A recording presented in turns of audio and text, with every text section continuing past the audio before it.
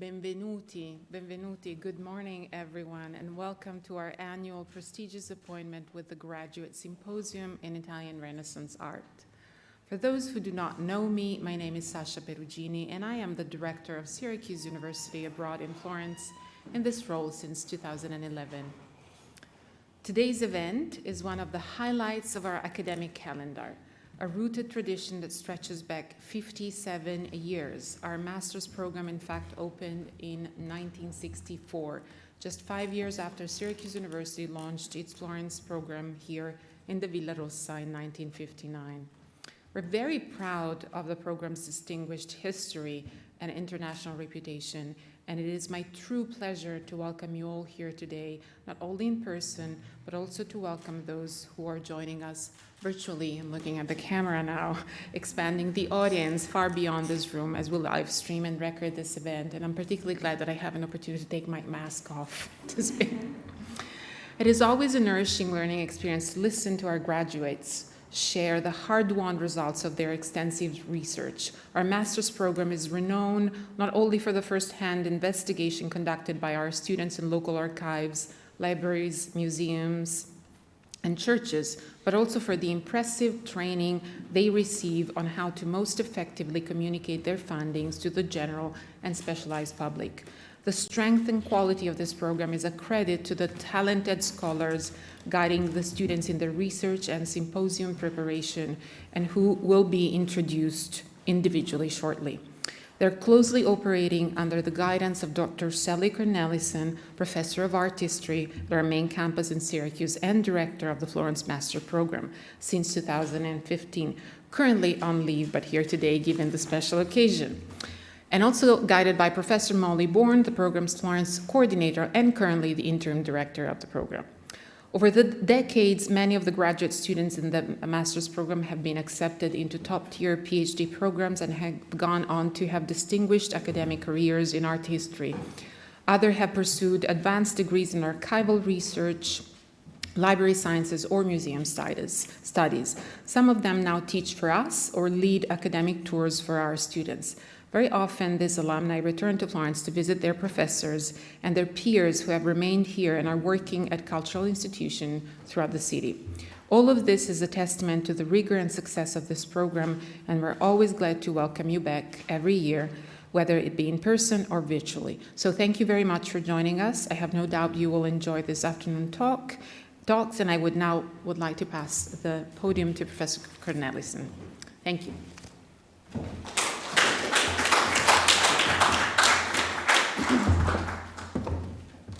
Thank you, Sasha. Get my mask situated there. Good morning. On behalf of Syracuse University's Chancellor, the Dean of the College of Arts and Sciences, and my colleagues in the Department of Art and Music Histories, I'm delighted to welcome you to the 35th Annual Florence Graduate Symposium, the capstone event of the Syracuse Florence Graduate Program in Italian Renaissance Art. The allure, success, and longevity of our unique program lies in its structure, the exceptional caliber of our faculty and students, and the very special opportunity it offers to earn a master's degree in art history with an extended residency in Italy. Although the Florence MA program's focus is early modern Italian art, we encourage our students to think broadly about the period and the discipline of art history. They engage with the history and practice of art conservation, art historical theories, methods, and historiography, the collection and display of art, and the ways in which the visual culture of the period relates to larger Mediterranean and global historical and artistic contexts. Most master's programs require 4 semesters of study, but our students complete their coursework within 3 intensive terms. Today, educators stress the need for and benefits of experiential learning, but that's nothing new to us, for experiential learning has been a cornerstone of our program since it was founded in 1964. Our students engage on a personal level with leading scholars, museum curators, and works of art and architecture. They have hands-on experience learning how to craft gold-ground panel paintings, mix and apply plaster and paint to a wall to produce a fresco, handle and transcribe archival documents, conduct original research, and, as you'll see today, prepare and deliver professional presentations. I'd like to take this opportunity to thank the graduate faculty who have guided them through these experiences, starting with Molly Bourne. There she is. Molly Bourne, the Florence coordinator and interim program director, who, like me, is an alumna of the program. The students have also benefited from courses they've taken with Jonathan Nelson, Diane Kunzelman, who's another alumna, Ezio Buzzegoli, Wayne Franitz, Sam Johnson, and Brian Breggy. Due to constraints caused by the pandemic, two valued members of our regular faculty, Matteo Duni and Sean Nelson, were not able to work with the grads, whose papers you will hear today, but we look forward to welcoming them back to the program in the spring. I have every confidence that the students whose papers you will hear today will follow in the footsteps of our many successful alumni. They include Sharifa Lukman of the class of 2018 and Caitlin Petty of the class of 2019, both of whom are enrolled in art history PhD programs, Sharifa at Princeton University and Caitlin at Washington University in St. Louis. Last spring, Caitlin was awarded an Outstanding Master's Student Award from Syracuse University's College of Arts and Sciences. Indeed, it was the third time in 5 years that one of the Florence graduate students has been honored with this award, which speaks volumes about the strength of the program and the quality of their work. Our program transforms the lives, and not just the intellectual lives, of those who participate in it. Our students strengthen their foreign language skills and cultural literacy, develop self-sufficiency, and forge the kind of personal and professional creativity and resiliency that lasts a lifetime. An alumnus from the class of 1975 who recently contacted us noted that the program changed his life trajectory. And it's important that we in the university continue to support fully and safeguard the rare and special opportunities it offers, especially at a time when the value of humanities programs is constantly questioned. In the words of a former dean of mine, the question is not what can you do with a humanities degree, it is what can't you do with one. For more than 50 years, our alumni have gone on to fulfilling and challenging careers in higher education, architecture and urban planning, museum work, the tourism industry, and other art and culture-related professions. I look forward to seeing what today's group of presenters will achieve. Our program would not be what it is without the long-standing support of Syracuse University's College of Arts and Sciences, Syracuse Abroad, Syracuse Florence, the Samuel H. Kress Foundation, and the generous individual donors who sustain us. Among the latter, I'd like to single out Andrew Raszenin, an SU alumnus who studied on the Florence program as an undergraduate and who is here with us today, as well as Carol Bullard, Jill Laserson, Peter Weller, Mary Gilbert Palmer, and Jill Carrington. I extend heartfelt thanks to them and to everyone who has supported our program with both large and small donations. I'd like now to introduce my colleague Molly Bourne. After completing the Syracuse Florence graduate program, Molly earned a PhD in art history at Harvard University. Since taking over as Florence graduate coordinator in 2012, she has shepherded multiple cohorts of talented students to this capstone event in their graduate careers, maintaining the highest of professional and academic standards without sacrificing warmth and compassion. This year was no exception. Please welcome Molly Bourne.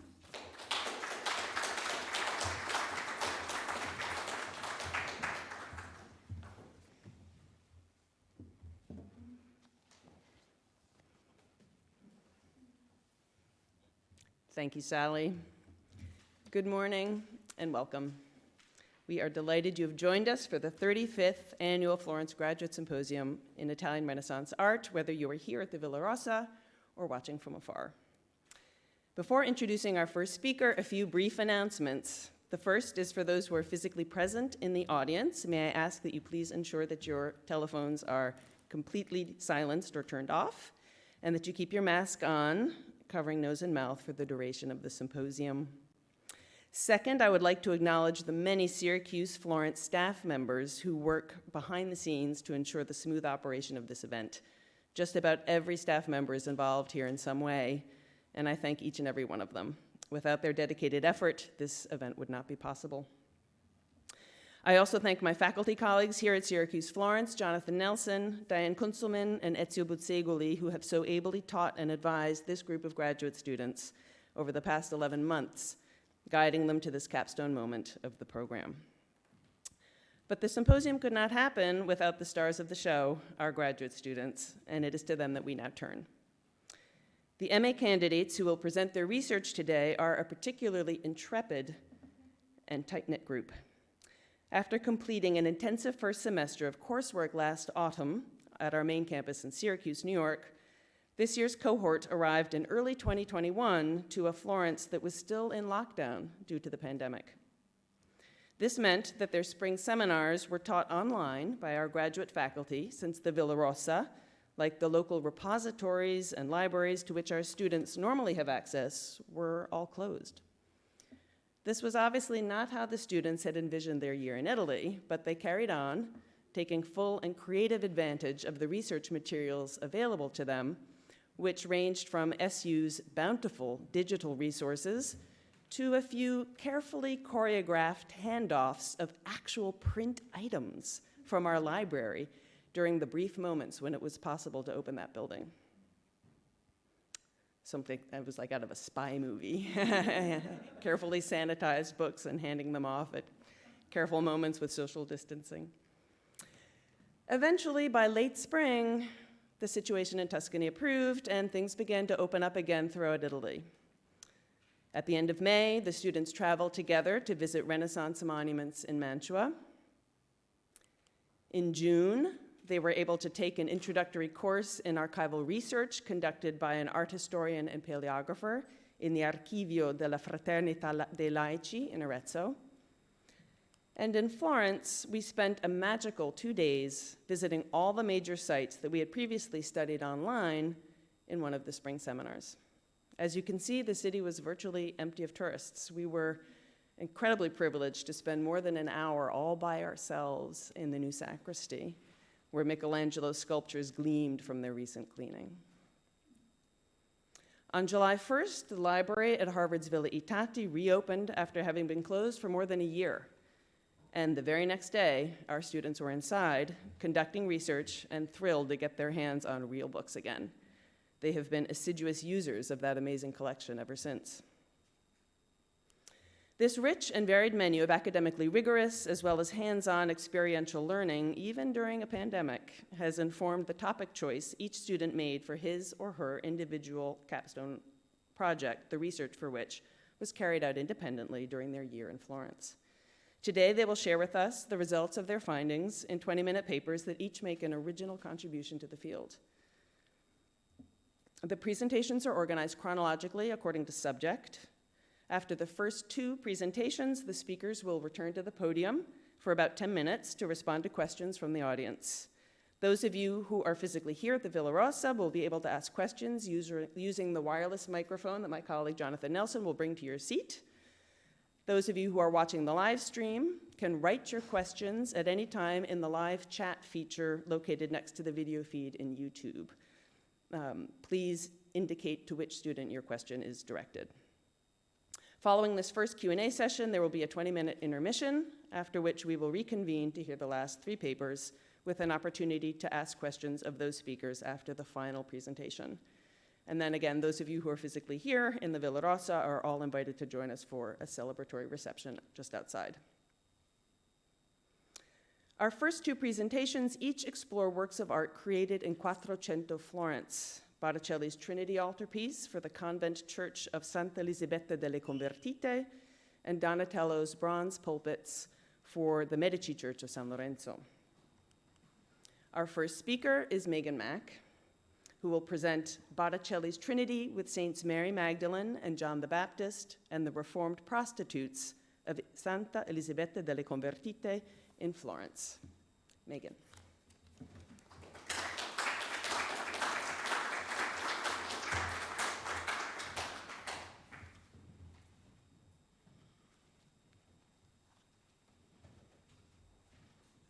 Thank you, Professor Bourne.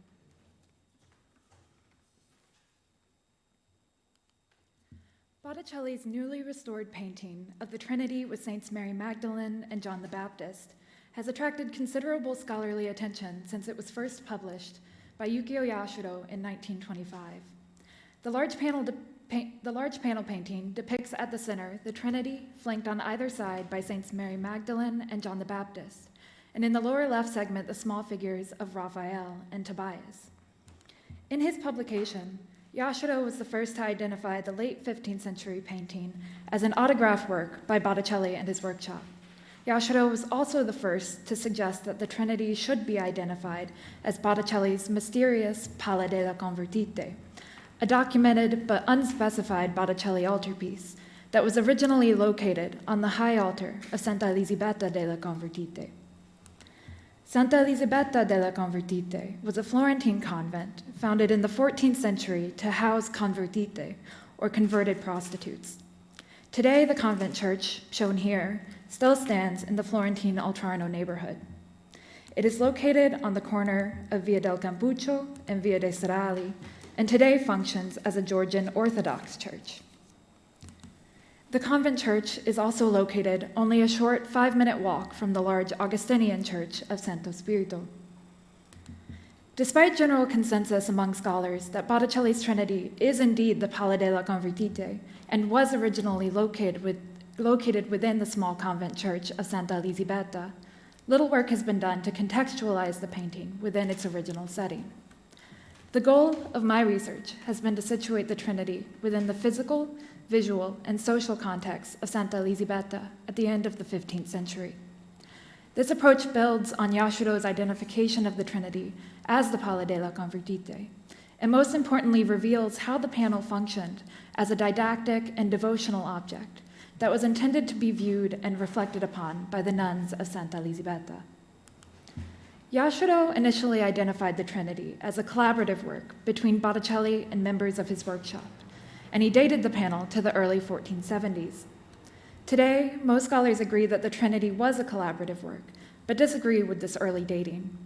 The Trinity is now widely considered a product of the 1490s, which is more stylistically convincing and is also supported by the similarities in painting technique between the Trinity and other Botticelli workshop panels from this period.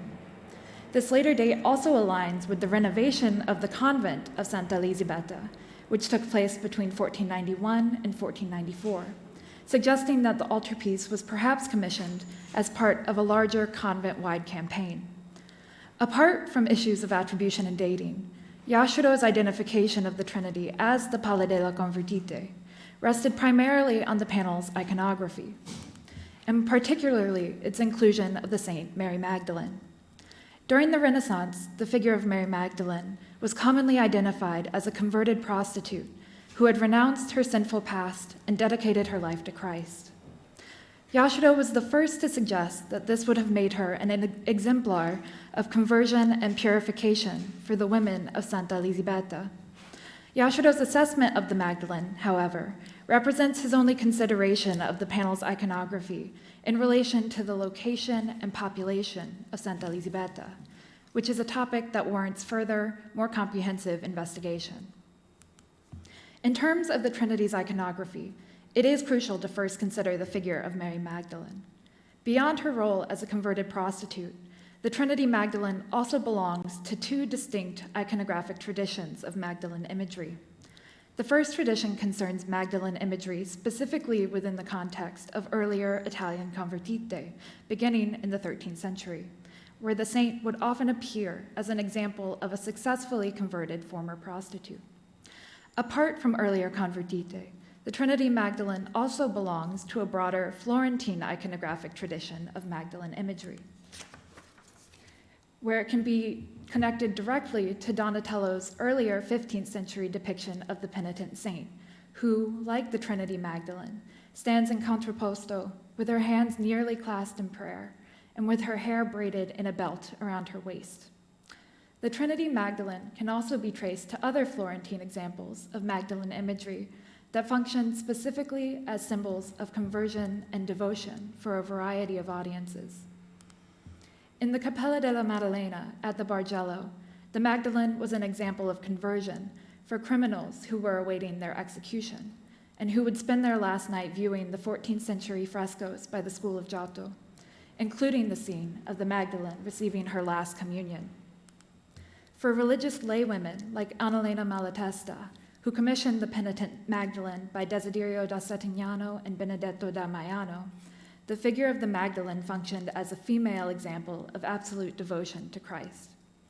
So, beyond the context of the convertite, the Trinity Magdalene was also a part of a local network of Magdalene imagery that emphasized both her narrative of conversion and her visual function as a female example of penitence and devotion.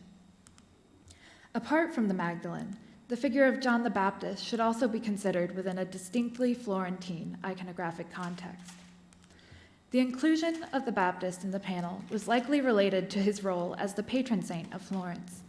Beyond that, the Baptist is also a saint who, like the Magdalene, was considered to be an example of penitence and devotion towards Christ.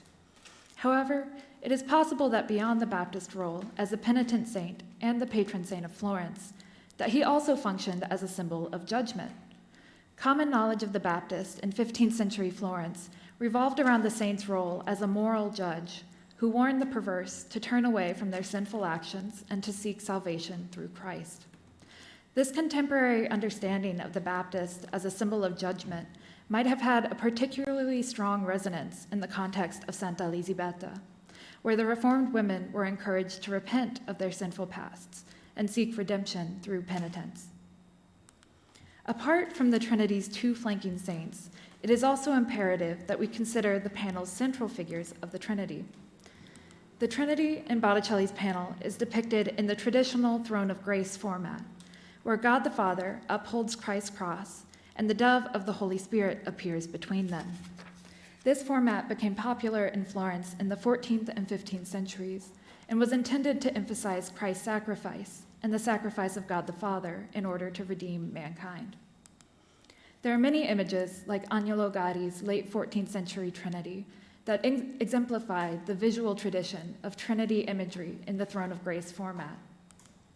And there are two significant contemporary examples that can be related specifically to Botticelli's panel: the Trinity, begun by Francesco Pesolino and later finished by Fra Filippo Lippi in the late 1450s, and Agnolo del Mazzieri's Holy Trinity with Saints Mary Magdalene and Catherine of Alexandria, which is located in the Corbinelli Chapel within the large Florentine church of Santo Spirito. The convent of Santa Elisibeta shared a special relationship with the Augustinian church of Santo Spirito, not only because of their proximity within the Florentine Altarno, but because the convent of Santa Elisibeta was founded by the Confraternity of Santa Maria delle Laude, a devotional organization of laymen based in the church of Santo Spirito. Thus, the many specific similarities between the Santo Spirito altarpiece and Botticelli's Trinity can perhaps be explained by the connection between Santa Elisibeta and its founding church.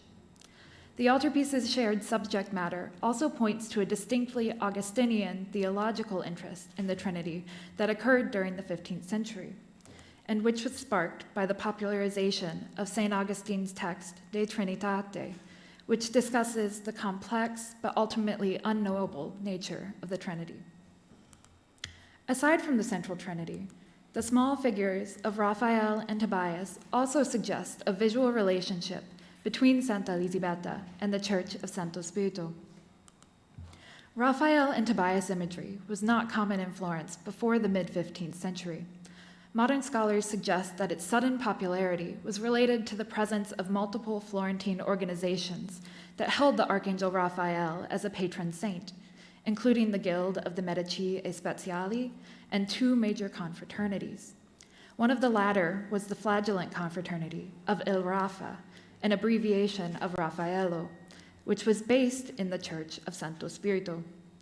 Members of this confraternity commissioned several images of Raphael and Tobias for display in the Augustinian Church, including Neri de Bicci's Tobias and Three Archangels and Francesco Botticini's depiction of the same scene.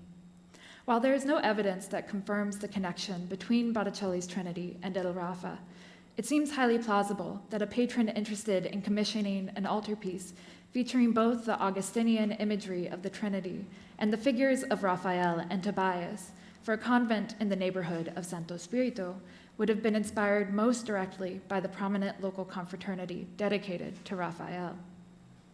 Now, with a more complete understanding of the various iconographic elements found in the Trinity, we can begin to examine the physical location of the panel within Santa Elisibeta. Little of the extant structure and decoration of the Church of Santa Elisibeta dates to before the 16th century, but documentary evidence can help us envision the convent church between its construction in the 1330s and its renovation in the 1490s, when Botticelli's Trinity would have been placed on the high altar. The current exterior walls of the Church of Santa Elisibeta are dated to its original construction in the 1330s. Walter and Elisibeta Patz also write that the original convent church included a raised nun's choir on the church's retro facade. Today, there is still a choir located on the retro facade, although the current choir dates from the 16th century.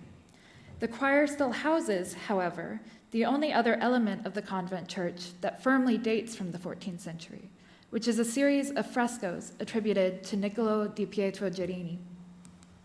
The frescoes depict 4 scenes from the Passion of Christ, including the deposition and Christ carrying the cross, as well as the flagellation and the Man of Sorrows.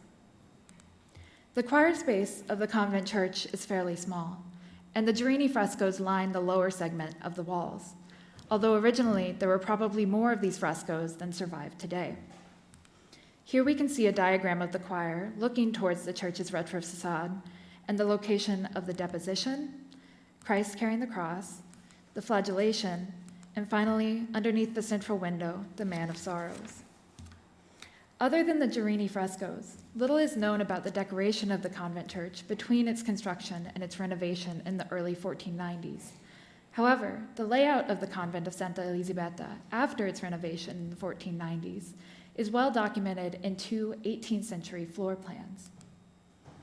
Here, I would like to thank historian Dr. Gillian Jack, whose dissertation focused on the convent of Santa Elisibeta, for sharing these plans with me. These plans depict the ground floor and the corresponding upper level of the entire convent, including the convent church in the lower right corner, which I have highlighted in blue. Notably, the upper floor plan shows the elevated nuns' choir on the church's retro facade, which would have connected to an internal vestibule near the convent's largest dormitory.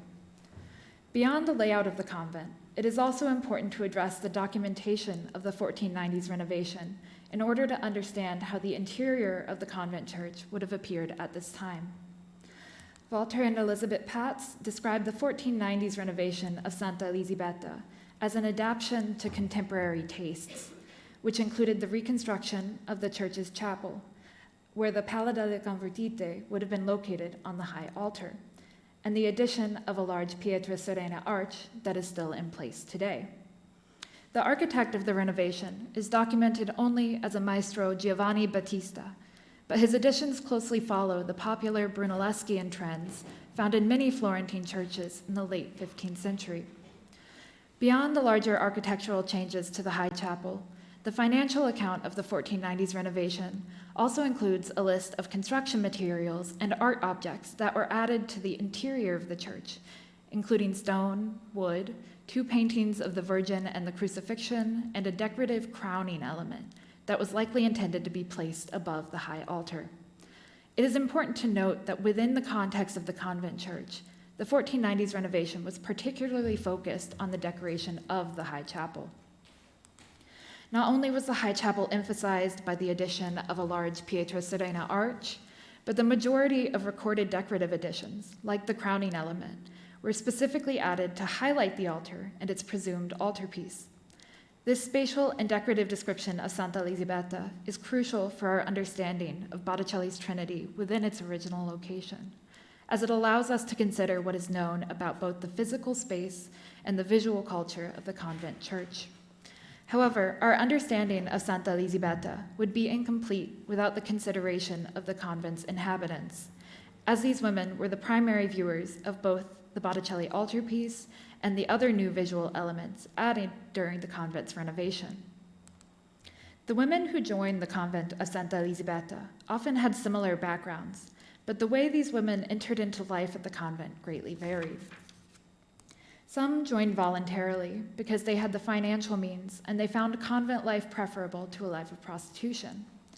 Others were forced to enter into the convent by family members, and some would join Santa Elisibeta simply for the purpose of striking their criminal records, as prostitutes who could prove their conversion and spend at least 6 months under surveillance were eligible to have their debts cleared by the Florentine authorities. Whatever their circumstances, the women who took vows at Santa Elisibeta were expected to follow certain rules that help indicate, at least partially, how they might have interacted with art within the convent church. Like many convertite, the convent of Santa Elisibeta was founded under Augustinian rule, a designation that can be connected to the relationship between Santa Elisibeta and the nearby Augustinian Church of Santo Spirito. However, there is little to no unified agreement as to how a female Augustinian convent ought to be run in the 14th and 15th centuries. Thankfully, in the case of Santa Elisibeta, a copy of the convent's original mid-14th century constitution survives that clarifies some of the expectations placed on the convent's reformed inhabitants. Many of the expectations listed in the constitution of Santa Elisibeta are standard features of religious communal life, including how the women should dress and how often they should confess, fast, and eat. Chapter 3 of Santa Elisibeta's constitution, however, describes some of the required religious practices that were to be carried out by the nuns on a regular basis. The chapter specifically discusses how the women should gather to say the divine office. The text reads, "When the bell sounds for the divine office, so during the day, as at night, all the sisters are to gather together in the church to say the office, taking some holy water as they enter, and no one can remain outside without permission, leaving every other matter that they then had in their hands, and always when they enter or leave the church, they are to reverently bow down and kneel facing the altar, always moving calmly through the church or wherever they go." This mandatory ceremony would have placed the nuns in close proximity to the high altar, creating a kind of intimacy between the women and the striking figures of Botticelli's Trinity. The nuns of Santa Elisibeta, while kneeling and facing the altar, would have been confronted by the image of the Trinity in its centrality, with the solemn gaze of God the Father looking out towards them. The women who would have also seen the familiar but perhaps judgmental figure of John the Baptist directing their gaze towards the Trinity, and the figure of the Magdalene serving as an example of devotion and purifying penitence. Beyond gathering before the altar, the same chapter of the Constitution requires that the women of the convent stand in organized groups in the nuns' choir, while the abbess and mother superior of the convent lead them. It reads, "And standing in an orderly manner in the choir, the abbess at the head of her choir, and the mother superior at the head of the other choir, standing upright for the psalms, and sit during the lessons, while whoever says the lessons is always standing up, standing devoutly with honest eyes, as it is fitting in the presence of God." The nuns of Santa Elisibeta were likely the only ones using the choir loft on a regular basis, either when joining together as part of the divine office or gathering for other services. The raised loft was indicative of the nuns' separation from the outside world, and it also provided a way for the women to attend services without interacting with the general congregation on the ground floor. While in the choir loft, the nuns of Santa Elisibeta would have also frequently been exposed to the 14th century Jurini Frescoes, depicting Christ's Passion on a regular basis.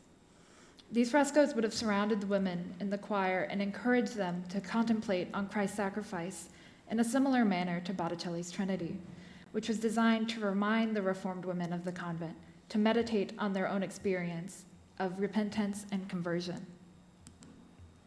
The relationship between Botticelli's Trinity and the convent of Santa Elisibeta at the end of the 15th century reveals a complex web of visual, social, and experiential factors that cannot be understood by only looking at the altarpiece or the convent individually. A fuller, more vibrant picture of the Trinity's active function and relationship with the Reformed women of Santa Elisibeta comes to light when we consider the actuality of its placement within the small Altarno convent church, where the altarpiece acted as a devotional object for the Reformed women who, like the Magdalene, had turned away from a life of sin in order to seek purification and redemption through penitence. Thank you.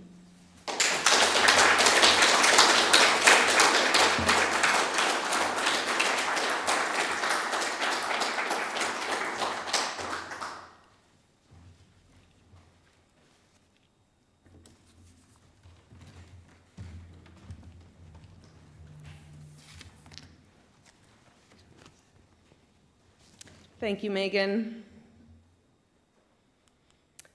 Our next speaker is Bennett Harrison, who will present Baccio Bandinelli's drawings of Donatello San Lorenzo bronze pulpit reliefs and the Florentine entry of Leo X. Bennett.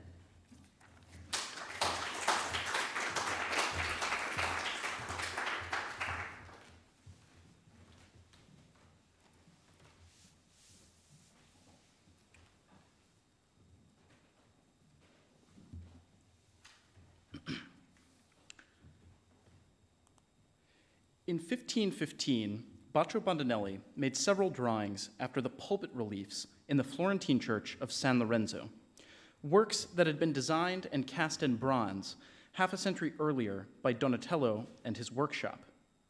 In this drawing, today in Chantilly, the draftsman sketched a group of figures crowded around the foot of Christ's tomb. The thinly modeled drapery of this central figure, who holds Christ's legs, is reproduced in the drawing with carefully controlled cross-hatching that accurately captures the dramatic movement of Donatello's figure. Bandinelli was likely drawing in front of the bronze reliefs themselves. The surrounding mourning figures, sketched perhaps more quickly than the central figure, are treated in receding planes of depth, an example of Bandinelli's reasonably successful attempt to imitate the sculptural depth of Donatello's relief on paper. Significantly, Bandinelli's drawing seems to have been made at eye level, a fact that is apparent if we compare the drawing to a photo of the relief taken from below, as it can still be seen in the church today.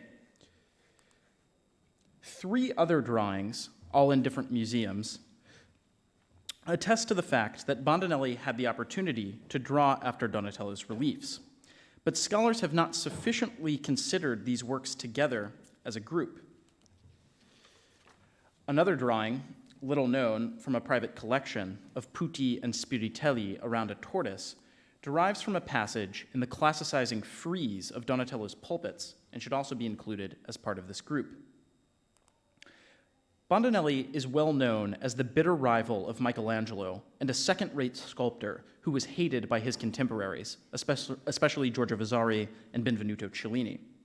Significantly, however, with the exception of Michelangelo, Bandinelli produced more surviving drawings than any other sculptor in the 16th century. Despite his many shortcomings in sculpture, Bandinelli's work as a draftsman was praised in his own day and continues to be appreciated today. At the end of his biography of Bandinelli, for example, Vasari remarked that because his draftsmanship, to which it is evident that he gave his attention more than to any other thing, was of such a kind and of such excellence that it atones for his every defect of nature and makes him known as a rare man in this art. For this reason, we count him among the major artists. As a result of his prolific drawing practice, Bandinelli's works on paper have been studied extensively in the scholarly literature since the early 20th century investigations of Ulrich Mitteldorf and others. In 2014, exhibitions held in Florence and Boston greatly expanded our knowledge about Bandinelli's drawings and artistic development.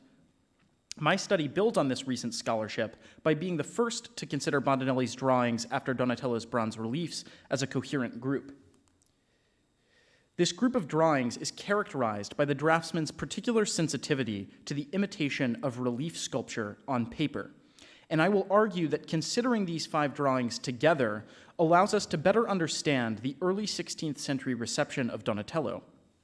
More than that, this group of drawings allows us to substantiate a suggestion, first made in passing by Christopher Fulton, that Bandinelli may have been responsible for arranging and installing Donatello's reliefs in preparation for the Florentine entry of the Medici Pope Leo X in November of 1515.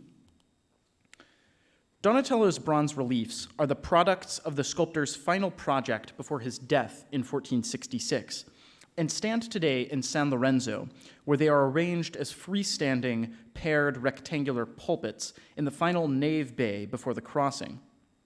The works were first commissioned from Donatello by Cosimo the Elder, Pope Leo X's great-grandfather, around 1460. The 11 reliefs illustrate 10 scenes of Christ's passion and resurrection, and the 11th depicts the martyrdom of the church's titular saint, Florence. Donatello's bronzes, seen on the far left and far right of this slide, probably formed part of a larger project to adorn the crossing of the Medici family's parish church of San Lorenzo, the rebuilding of which Cosimo had personally financed and where he was eventually to be buried. But some or all of the reliefs, which recent restoration efforts have revealed were cast in an assemblage of different pieces, may not have been planned as pulpits at all, and it seems that the project was not completed during Cosimo and Donatello's lifetime. Crucially, there is no evidence that the reliefs were installed for display in the church before November 1515, when preparations for Pope Leo X's arrival were underway. On November 6th, an account book entry from the sacristy of San Lorenzo records expenses to disfare, or unmake, the church's choir and amplify it by constructing a wooden stage extending from the apse through the crossing up to the piers in order to make room for the Pope's large retinue. This same document tells us that Donatello's bronze pulpits, at least one of which was in pieces, were cleaned, brought into the church, and installed against the piers of the crossing on top of the expanded wooden choir. When the Pope entered Florence on November 30th, he processed through a series of elaborate ephemeral arches designed and decorated by a cohort of Florentine artists, including Andrea del Sarto, Pontormo, Bandinelli, and others. The Pope had announced his plans to enter Florence only about 6 weeks in advance, and these artists had to work frantically to redecorate the city at great expense. One modern estimate puts the total cost for Leo's entry at 5,090 gold florins, an enormous sum at a time when the average altarpiece by a master painter ran about 150 florins.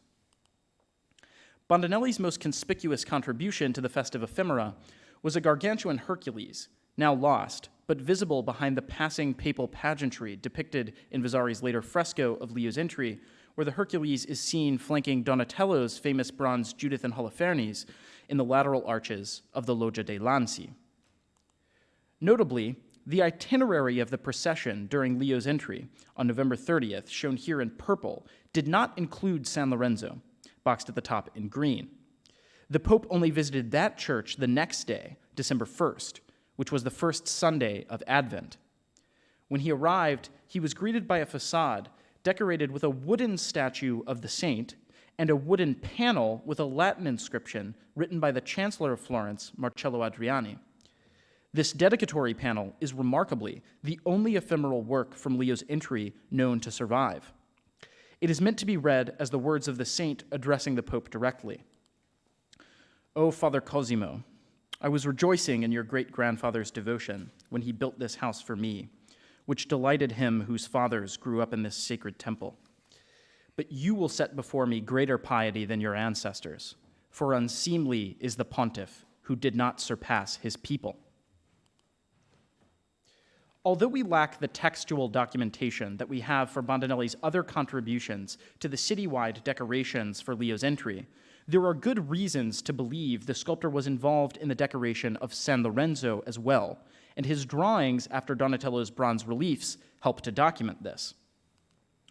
The orchestrated connection between Leo's pontificate and Cosimo the Elder's patronage at San Lorenzo, reflected in Adriani's dedicatory inscription, was one that those planning for Leo's entry wished to emphasize. The same archival document from San Lorenzo that records the installation of Donatello's pulpits identifies Leo X's sister-in-law, Alfonsina Orsini de' Medici, as our patron, and her letters in the weeks leading up to Leo's arrival mention commissions to Bandinelli's father. It is plausible that Alfonsina and other representatives of the Medici tasked their most loyal artists, like Bandinelli, with the responsibility for decorating the family's parish church. The installation of Donatello's bronze reliefs, famously commissioned by Cosimo the Elder at the end of his life, would have evoked a fatefully dynastic connection between the Pope and his great-grandfather. Moreover, at least one of the pulpits also served a practical function as the singer's loft for the musicians of the prestigious Sistine Choir that traveled to Florence as part of Leo's retinue. Thus, Bandinelli and other artisans would have had two tasks before them at San Lorenzo. First, they had to assemble the separate pieces of Donatello's reliefs to form an enclosed space able to hold singers. And second, they had to install the pulpits harmoniously with the rest of the expanded wooden choir. Based on his 4 extant drawings after Donatello's narrative reliefs, we know that Bandinelli was especially interested in the deposition and entombment. His drawings after groups of figures from these reliefs may indicate that he was attracted to the composition or iconography of these particular scenes. Notably, though, these 2 reliefs together form one of the corners of the pulpit of the Passion, which may indicate that Bandinelli's drawings served a technical purpose in the process of the relief's assembly and installation. As we saw at the beginning of this presentation, the drawing in Chantilly seems to have been made at eye level before the pulpit was raised on the wooden platform. We noted Bondinelli's careful attempt to render the relief's sculptural planes of depth on paper, a technique that is even more dramatic in a drawing of the figures just to the left of the Chantilly group. This drawing, today in the Ashmolean, attempts to render an even denser crowd of figures on Donatello's relief, which presented a greater challenge for the draftsman. A comparison of the drawing to this photo, again taken from the ground, clearly shows that Bondinelli studied the relief from a different angle. But several details indicate that he nevertheless struggled to precisely reproduce the spatial relationships of the figures in Donatello's scene. The seated mourning figure in the bottom register of the composition has been inexplicably moved to the left, which has the effect of eliminating our view of the corner of Christ's tomb in the drawing. In the relief, however, this corner is a key element in the spatial design that marks the boundary between the seated figure in front of the tomb and the figures behind it laying Christ's body to rest. Another example is these two women kneeling around Christ's head, whose spatial relationship is more ambiguous than in Donatello's example. Donatello's profound expressive achievement is both in the individuality of the faces of the figures and their spatial relationship. Although Bondinelli struggles to render Donatello's relief effects on paper, the incisive, severe faces of the two women in his drawing still each have a character of their own. The next drawing, after a group of figures on the right side of the deposition relief, today in the British Museum, is perhaps one of the best examples of Bondinelli's early mastery of cross-hatching and spatial modeling on paper. As in the Ashmolean drawing, a number of details are slightly altered. For example, Bondinelli has elevated the torso of this dynamic figure who flails her arms in anguish, but this figure nevertheless shows the draftsman's careful attention to the figure's relief profile. Similarly, Bondinelli has moved a soldier's shield and eliminated altogether a lance, which both rest on the back of Donatello's cross-legged, downcast figure. Bondinelli contemplates this absorbed, sullen pose differently in a virtuoso and creative example of foreshortening on paper. As in the other drawings, these slight changes in the British Museum example are likely the result of Bondinelli's act of drawing in front of the reliefs themselves, probably from different viewpoints than we see them today. This is again a case where Bondinelli seems to be working at eye level, which can easily be seen in the different orientations taken on by this reclining figure from different viewing points. The space Bondinelli leaves between this reclining figure and the edge of the sheet on the right may also indicate that he saw the relief before it was assembled, since this is a place where even today the gaps between different parts of the pulpit can be observed. The second drawing after the deposition relief, today in Dusseldorf, copies a group of figures surrounding Christ's dead body. This sheet is smaller than the other three and may have been cut down. This drawing also features a lighter pen stroke, which heightens the sense of space between the figures. But still, a number of details are rendered rather awkwardly, like the face and hands of Christ, which look melted in the drawing compared to Donatello's taut, pneumatic corpse. In any case, this drawing, which has rarely been discussed by scholars, provides more persuasive evidence than any of the other drawings to support the hypothesis that Bondinelli was involved in the relief's preparation and installation for Leo X's entry in 1515. A small roundel at the bottom right corner of the drawing, centered between two heads and profile, was made with a compass in the same ink as the rest of the drawing. Though it is somewhat obstructed by a later collector's stamp and Bondinelli's name written in an 18th century hand, the roundel was likely a preparatory sketch for some element that Bondinelli or others intended to affix to the pulpit as part of the temporary choir decoration during Leo's entry. This evidence is particularly alluring when we superimpose an image of the drawing onto an image of the relief, which reveals that the roundel would have been centrally balanced on the base of the deposition scene beneath Christ's body. Though we may never know precisely what was planned, it is worth mentioning in passing that Bandinelli is known to have designed other roundels in later drawings, such as this beautiful example in the Louvre, which evokes the spatial design of Donatello's stucco roundels in the pendentives of the old sacristy, for example.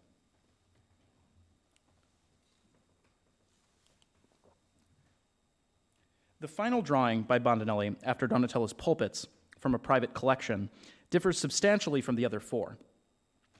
Whereas those drawings exhibit technical features seemingly related to the pulpit's assembly and installation that we've explored, this drawing is comparatively more studied and complete. Unlike in earlier examples, where Bandinelli changes small details in an attempt to render the spatial relationships of the figures on paper, this drawing makes substantive iconographic and compositional changes to Donatello's original. The central group copies Donatello's figures rather directly. However, on either side of this group, Bandinelli changes some of the wings and adds some additional putti and spiritelli and innovative poses. The most important and mysterious change is that Bandinelli replaces the block supporting the central putto with a tortoise, iconography that deserves further investigation.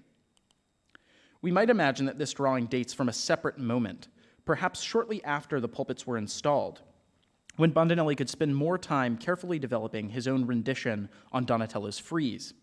It is even possible that this drawing was completed in the studio, perhaps improving upon a rougher sketch that Bandinelli had made in front of the reliefs themselves. The contrast between the putto drawing and the quicker technical character of the four drawings after the narrative reliefs allows us to better understand Bandinelli's relationship to Donatello. By studying the drawings together and exploring the possibility that Bandinelli had a hand in the relief's installation, we have seen how the young 16th century sculptor's admiration for Donatello was the result of a careful study of the Quattrocento master's reliefs, while at the same time being a response to the technical demands of the fecund artistic moment of Leo X's 1515 entry into Florence. Studying Donatello's reliefs gave Bandinelli the opportunity to refine his approach to rendering sculptural depth on paper, but drawing also allowed him to experiment in innovative ways with Donatelesque iconography. Over the course of his long career, which lasted more than 40 years after 1515, Bandinelli's drawing style became more refined, but he nevertheless maintained a close affinity with Donatello's rugged style in the pulpit reliefs. Bandinelli's late relief of the Lamentation illustrates this point. This work was originally intended as part of the vast sculptural program designed by Bandinelli in his workshop for the choir of the Duomo of Florence in the 1550s, and as we can see, quotations of mourning figures from the San Lorenzo pulpits abound. However, if we compare this relief to a preparatory study of the dead Christ figure, we can see how much Bandinelli's draftsmanship had changed in response to the demands of the medium of red chalk, of anatomical study, and of the impact of the art of Michelangelo in the middle of the 16th century. Bandinelli's enduring affinity for the style and iconography of the San Lorenzo pulpit reliefs in his own work for the Duomo choir around 1550, nearly a century after Donatello's death, speaks to an enduring tension in 16th century Florentine art between the rough and anti-corporeal style of Donatello and the ideal corporeal style of Michelangelo. To reflect on what this tension meant for Bandinelli, I would like to conclude by turning to a letter from the sculptor to Duke Cosimo that has long been famous to Donatello scholars for its mention of the San Lorenzo pulpits, but is, I think, deeply misunderstood. Imploring the Duke to support his plea for more workshop assistants, or garzoni, to assist on the project for the Duomo choir, Bandinelli tells his patron that some people were advising me that Donatello always kept 18 or 20 garzoni. Otherwise, he never would have furnished an altar in Sant'Antonio in Padua, along with many other works. Later in the letter, Bandinelli continues to plead with the Duke by making a cautionary tale of Donatello's work at San Lorenzo. Regarding the history of bronze, Bandinelli writes, "Good cause makes me talk about it, because I do not wish that your excellence should have to intervene on my behalf, as Cosimo the Elder did with Donatello, when he made the pulpits and the doors of bronze at San Lorenzo, so old that his sight did not serve him in guiding the works to beautiful finish. Even though they were good inventions, Donatello never did an uglier work, and I don't think that this is what you want of me in that celebrated place. meaning, of course, the Duomo. This letter is often cited to reflect a condemnatory judgment of Donatello's late works in the middle of the 16th century. However, it is clear that Botticelli made the bronzes in San Lorenzo a cautionary tale of ugly and unfinished work only insofar as it would persuade his patron to support his plea for additional Garzoni. For Botticelli himself, Donatello was the highest model of workshop organization, technical design, and expressive style, which we can experience so intimately in his youthful drawings after those same reliefs that he maligned to the Duke decades later. Thank you.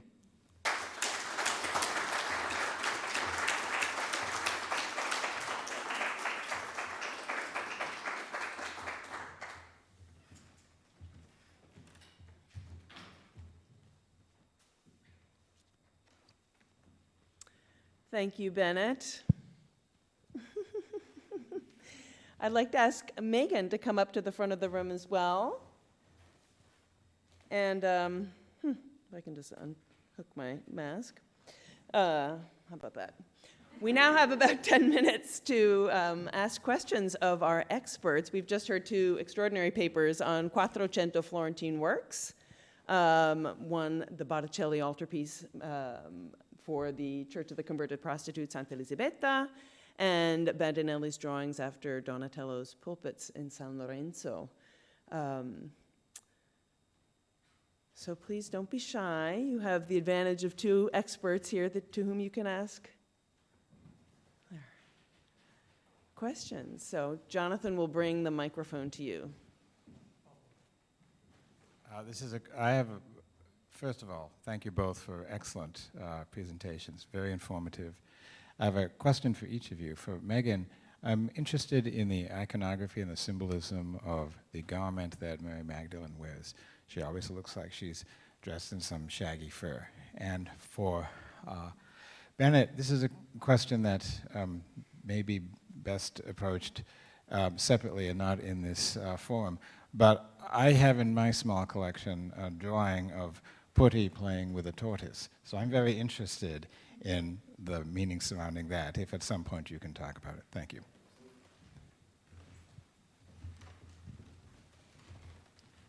So the first question, I believe, refers to the iconography of the Magdalene and her long hair. So it's not separate, like a separate garment. It's her hair that's grown out. So it refers to a later period in her narrative, which was known well through the Renaissance, where after witnessing Christ's resurrection and going to witness, she travels to France and spends years of her life in a desert grotto in a state of complete penitence, and is raised daily up to heaven to be given spiritual sustenance. But she subsists in this desert plain, and so depictions of her began to show her with this elongated hair, as if she was left out in this desert wilderness. And with the Donatello especially, you can see kind of her emaciated form from not receiving any other sustenance than spiritual sustenance. So it refers specifically to that. And up until recently, with the recent restoration of the Trinity, something particularly interesting to me was the fact that before you couldn't really see that the Trinity Magdalene had the same hair belt around her waist that kind of refers specifically to the Donatello, which I think is very interesting. But thank you.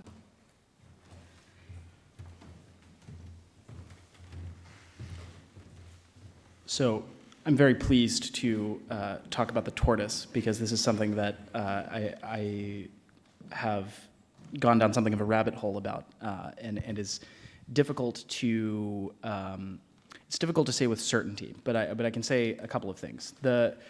We know that later in the 16th century, Cosimo, the Duke Cosimo, adopts a impresa of a tortoise with a sail, and adopts the Augustinian motto "Festina lente," which means "make haste slowly," something like this. And there are some scholars who have suspected that this motif originates not with Duke Cosimo in the 1540s, when we can date it securely, but much earlier, to Cosimo the Elder. And this seems to be related to the bronze works by the Donatello shop and also by Verrocchio, because there's conspicuously bronze tortoises at the base of the Verrocchio tomb in the old sacristy. And I would also point to a small bronze puto on a tortoise that seems to be from the circle of Donatello that was sold very recently at Christie's in 2019. And so I think this is a motif that deserves further investigation. And personally, I'm intrigued by the possibility that this iconography dates to the earlier Medici rather than just to the dukes. I had a question for Bennett as well. Are there any other drawings by Bandinelli that are focused on the pulpits or this is the only 4 that survive? As far as we know, these are the only 5 that survive after the pulpits. There are a number of other drawings by Bandinelli from different points in his career after Donatello, and I think. Particularly with the Dusseldorf drawing, where we have this roundel that fits so perfectly into the sort of composition of the relief, I think there are surely many drawings that are lost, and it's always possible that one of those drawings comes back to light. But Bandinelli's drawings, which number in the hundreds, if not thousands, have been pretty extensively documented, and so as of now, I would say these are sort of these are the 5 that we know, but I'm excited by the possibility that another one might crop up somewhere.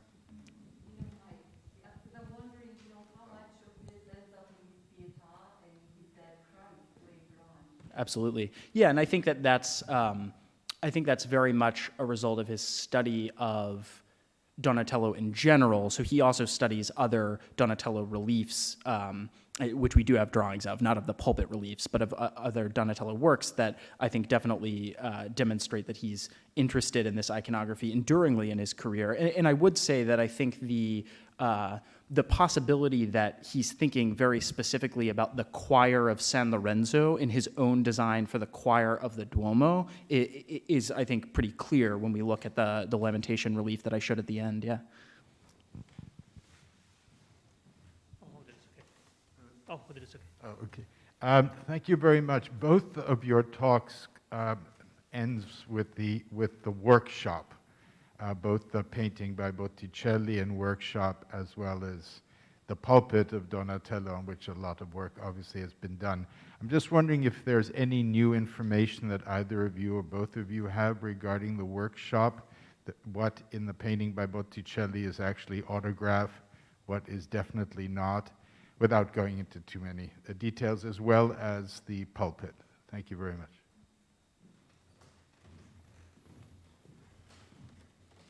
So the question of what can specifically be attributed to Botticelli is something of a debate among scholars, but there are certain things that they agree upon almost absolutely, including the figures of Raphael and Tobias especially are always attributed to Botticelli's hand. The figures, Yashiro especially had kind of very specific ideas of what was exactly done by Botticelli, including the head of God the Father, the figure of Mary Magdalene, and I think, but generally the cherubs that kind of frame in this mandorla around the Trinity are generally attributed to workshop and resemble some other cherub figures in workshop paintings, but generally, main sections are attributed to Botticelli, but especially the Raphael and Tobias.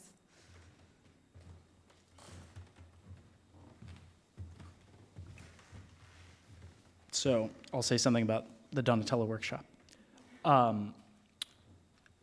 The only 15th century textual reference that we have to the pulpits is in Vespasiano da Bistici's Life of Cosimo the Elder.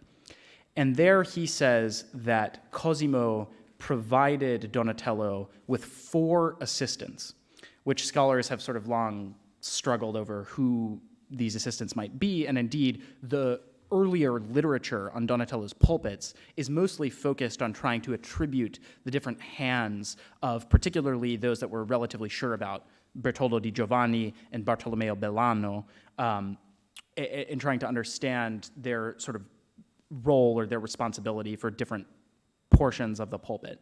But I think that given the Botticelli letter that I read from today, I think it's reasonable to assume that Vespasiano knew what he was talking about, and the proposal for the identity of the other two Garzoni, of these four assistants, I think has convincingly been identified with Niccolò di Giovanni Fiorentino, who after Donatello's death goes and works in Venice and later on the Istrian coast where he dies, and also a sculptor who we know less about named Doggio di Neri. But Daniel Zoli, who's a professor at Penn State, is coming out with a book probably in 2023 that's specifically focused on the Donatello shop and the 1460s. So we'll look forward to learning more about that based on his study.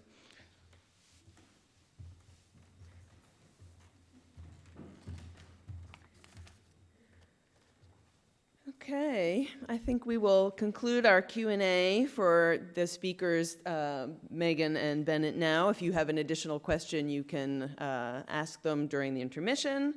We'll now have about a 20-minute coffee break for those of you who are sitting in the room here. Please, may I ask that as you exit the room, you disinfect your hands with the gel that you will find right outside the door. Those of you in the first 3 rows closest to the screen, please go out the front door. And those of you in the back rows, go out the back door. And there's a coffee station that you will find right after the gel. And for those of you who are watching remotely, we will resume in about 20 minutes. So please join us for the second half of the program. And please join me in thanking our speakers for 2 spectacular jobs.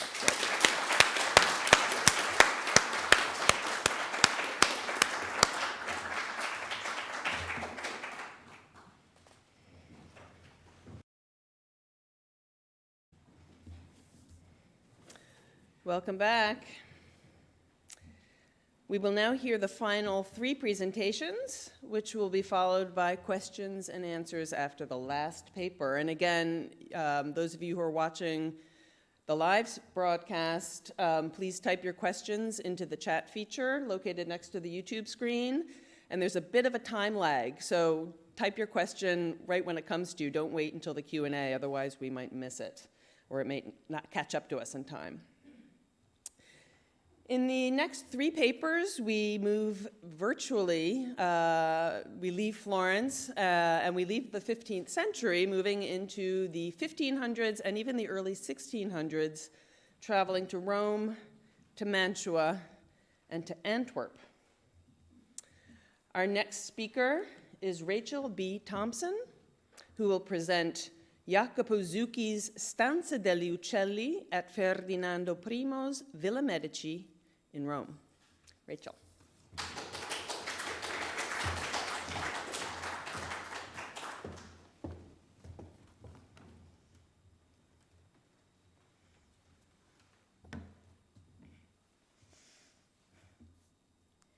In 1576, Cardinal Ferdinando I de' Medici moved into and began renovating the suburban palace in Rome, now known as the Villa Medici. The first project he commissioned for the property was the decoration of the Stanza degli Uccelli.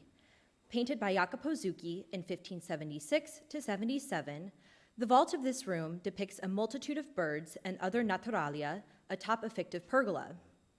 Growing up at the Medici court, Ferdinando would have been familiar with the tradition of bird decorations in Florentine elite domestic settings such as palazzos and gardens. As a well-traveled cardinal, Ferdinando would also have been familiar with examples of avian decorations in Rome, where this subject had enjoyed popularity in villa decoration during both antiquity and the 16th century. Although the specific ways in which birds are depicted differs in each of the examples I will share with you today, the tradition of depicting birds in domestic settings remained constant. And although birds were a familiar theme for adorning domestic spaces, earlier painted depictions often show them as part of a decorative grotesque or alongside people and classical figures, such as satyrs and putti in fictive outdoor scenes. During the Renaissance, birds and images of them could have sexual connotations or be steeped in the symbolism of political power dynamics. They were also a popular food on Renaissance tables and were often hunted or used for hunting.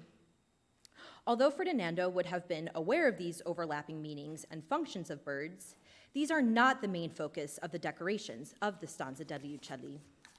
Rather, the ceiling is an amalgamation of Ferdinando's personal awareness of birds from the aviaries and zoos on Medici properties, such as those at the Villa di Pratolino and Villa Castello, and his interest in giving and receiving birds and their plumage as gifts. According to Philippe Morel, the Stanza degli Uccelli illustrates Ferdinando's interest in science and naturalia, and Natsumi no Naka agrees that it was inspired by scientific drawings and natural history encyclopedias. Nonaka also places this ceiling in a tradition of pergola decoration of the 16th century, while Leah Marchi and Angelica Groom each discuss the tradition of collecting and patronage practices of 16th century Medici dukes. These collections often included animals, and particularly birds. These scholars have considered the Stanza degli Uccelli through either the lens of the history of the Villa Medici property or the tradition of fictive pergola ceiling decorations, but do not fully contextualize the room within the larger tradition of bird-themed domestic decorations. The purpose of this presentation is to build upon the previous scholarship and illustrate that the Stanza degli Uccelli stands apart from the 16th century visual tradition of such domestic avian decoration because of its unique combination of design features, such as the fictive pergola and plants that frame the birds, the white background, the quantity and specificity of birds, and the absence of people and classical figures, such as satyrs and putti.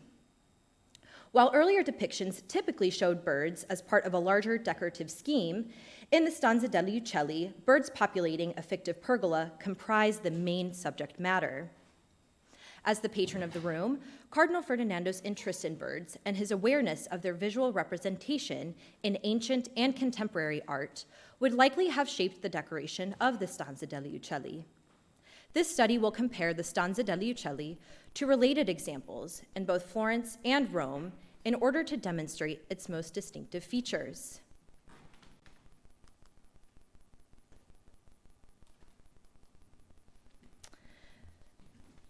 The Medici Villa complex consists of the main building, highlighted in blue, and multiple smaller buildings located along the edge of the property in green, with the Stanza degli Uccelli indicated in red. Surrounding the estate is the original Aurelian wall, built around 270 CE. On the eastern edge of the property sits the Stanza degli Uccelli, which was built directly into this existing wall. Other buildings on the Villa Medici property are similarly situated on the Aurelian wall, but this is the only one to have a staircase leading to the exterior side of the wall, for what was originally easy and discreet access in and out of the property. The Stanza degli Uccelli is only one of two rooms in the building, the other being the Stanza dell'Aurora. The Stanza dell'Aurora is a much smaller room, measuring 4 by 2 meters, and connects to the Stanza degli Uccelli through a small doorway on one end of the room. Upon entering the Stanza degli Uccelli, a small but striking vaulted room measuring approximately 6 by 6 meters, the viewer is greeted by the painted ceiling in various states of disrepair. After the Villa Medici became the French Academy in Rome at the end of the 17th century, the ceiling of the Stanza degli Uccelli was completely whitewashed, perhaps sometime in the 19th century. The ceiling was only rediscovered during a restoration campaign of the 1980s, but despite more recent restoration efforts in 2011, portions of the Jurini fresco remain permanently lost because of this whitewash. The ceiling's fresco decoration consists of a painted fictive wooden trellis populated with birds, plants, and other animals, all interacting with one another. The base of the pergola rests on the room's physical cornice. The cornice acts as a divider of the wall and the ceiling. The walls are covered by curtains, just as they were in the 16th century, which we know from a 1588 inventory. From the cornice, the latticework climbs the vaulted ceiling and is constructed in a rectangular shape. It then transitions into a round pattern and culminates with a circle at the apex of the vault, directly overhead the viewer. Each side of the vault has a large bird prominently featured in the center. For the east side of the ceiling, both the eagle and the turkey, the south, a peacock, and on the west, a stork. On the north side, there likely would have been a highlighted bird in the center of the pergola, but the fresco has been lost to the damages of the previously mentioned whitewash. This notable aspect of the design of the room is unusual when considered in relation to other bird-themed decorations in 16th century domestic spaces. What is notably different about the birds of the Stanza degli Uccelli, as we will see in the comparative examples discussed in the following slides, is the fact that the birds are almost all painted in profile, which skews the perspective of the scene. Additionally, they are not all painted to scale, with a turkey and a cat depicted at roughly the same size. There is no obvious plan or reason for how the animals and plants are organized around this pergola, other than perhaps by size, with the animals at the bottom appearing larger and the animals at the top appearing smaller, as observed by Morel, who also worked to identify most of the plants and animals, which feature both species native to Italy as well as more exotic ones, and are the identifications I will be using today. Although 85% of the animals depicted are birds, other non-avian animals inhabit the painted pergola as well, such as a monkey, a hedgehog, a cat, a few weasel-like brown mammals, and a rabbit. Additionally, we see a plethora of different types of flora represented in the painted pergola. The decoration of the Stanza degli Uccelli stands out from other 16th century bird decorations in domestic spaces, but also from the artist's other works. Jacopo Zucchi began working in Rome in 1571 at the age of 30 and entered the service of Ferdinando. Zucchi's first commission from Ferdinando was to paint the ceiling of the Stanza degli Alimenti in the Palazzo Firenze, the cardinal's first residence in Rome, in the early 1570s. This ceiling is both figural and allegorical, unlike the Stanza degli Uccelli, but typical of Zucchi's works. Classical figures and narrative scenes are found all across this ceiling and garner the most attention. However, there are birds painted on the ceiling. Unlike the Stanza degli Uccelli, where the birds are the main focus of the painted ceiling, the decorative birds on the painted scene of the element air in the Sala degli Alimenti are all concentrated in a small section of the ceiling and can easily escape a viewer's notice. Zucchi also painted the Stanza dell'Aurora, the room contiguous with the Stanza degli Uccelli. Unlike the Stanza degli Uccelli, this room is mainly decorated in grotesques. The frescoes extend down to the floor with a series of geometric faux marble shapes to create a fictive stone wall, where painted portraits of owls and a duck appear in the circular painted frames, much more detailed than some of the birds in the adjoining room. It is unclear why these birds were featured in this way, but can perhaps be explained by the room's same patron, place, date, and medium. Each of these birds can also be found in the Stanza degli Uccelli. And similarly, they are framed and given individual attention. It is clear from this visual analysis that while they may share some similarities, the Stanza degli Uccelli still stands out from Zucchi's works because of its unique combination of design elements. But the question still remains, how does it stand apart from the 16th century visual tradition of avian decoration?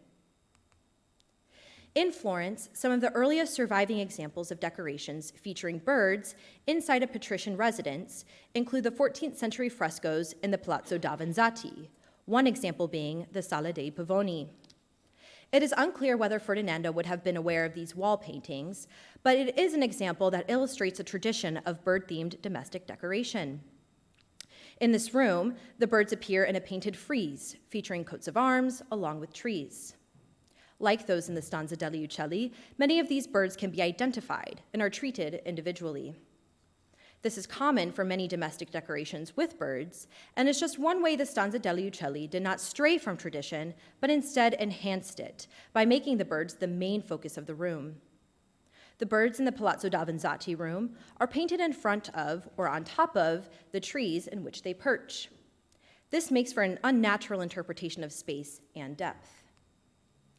In the Stanza degli Uccelli, by contrast, to obviate the problem of depicting a realistic scene in which the birds perch or move about the pergola and trees without being obstructed by either, Zucchi employed the square openings of the pergola structure and even some branches and foliage as framing devices to help set the birds and other creatures off against the white background, making them more readily, yet also naturalistically, visible. The Stanza degli Uccelli is one rare example which exhibits this design feature. Cosimo I's scrittoio is tucked away on the first floor of the Palazzo Vecchio, overlooking the Piazza della Signoria. And it's here that I would like to thank former Syracuse University graduate student Rachel Nutt for kindly sharing these unpublished photos of the scrittoio.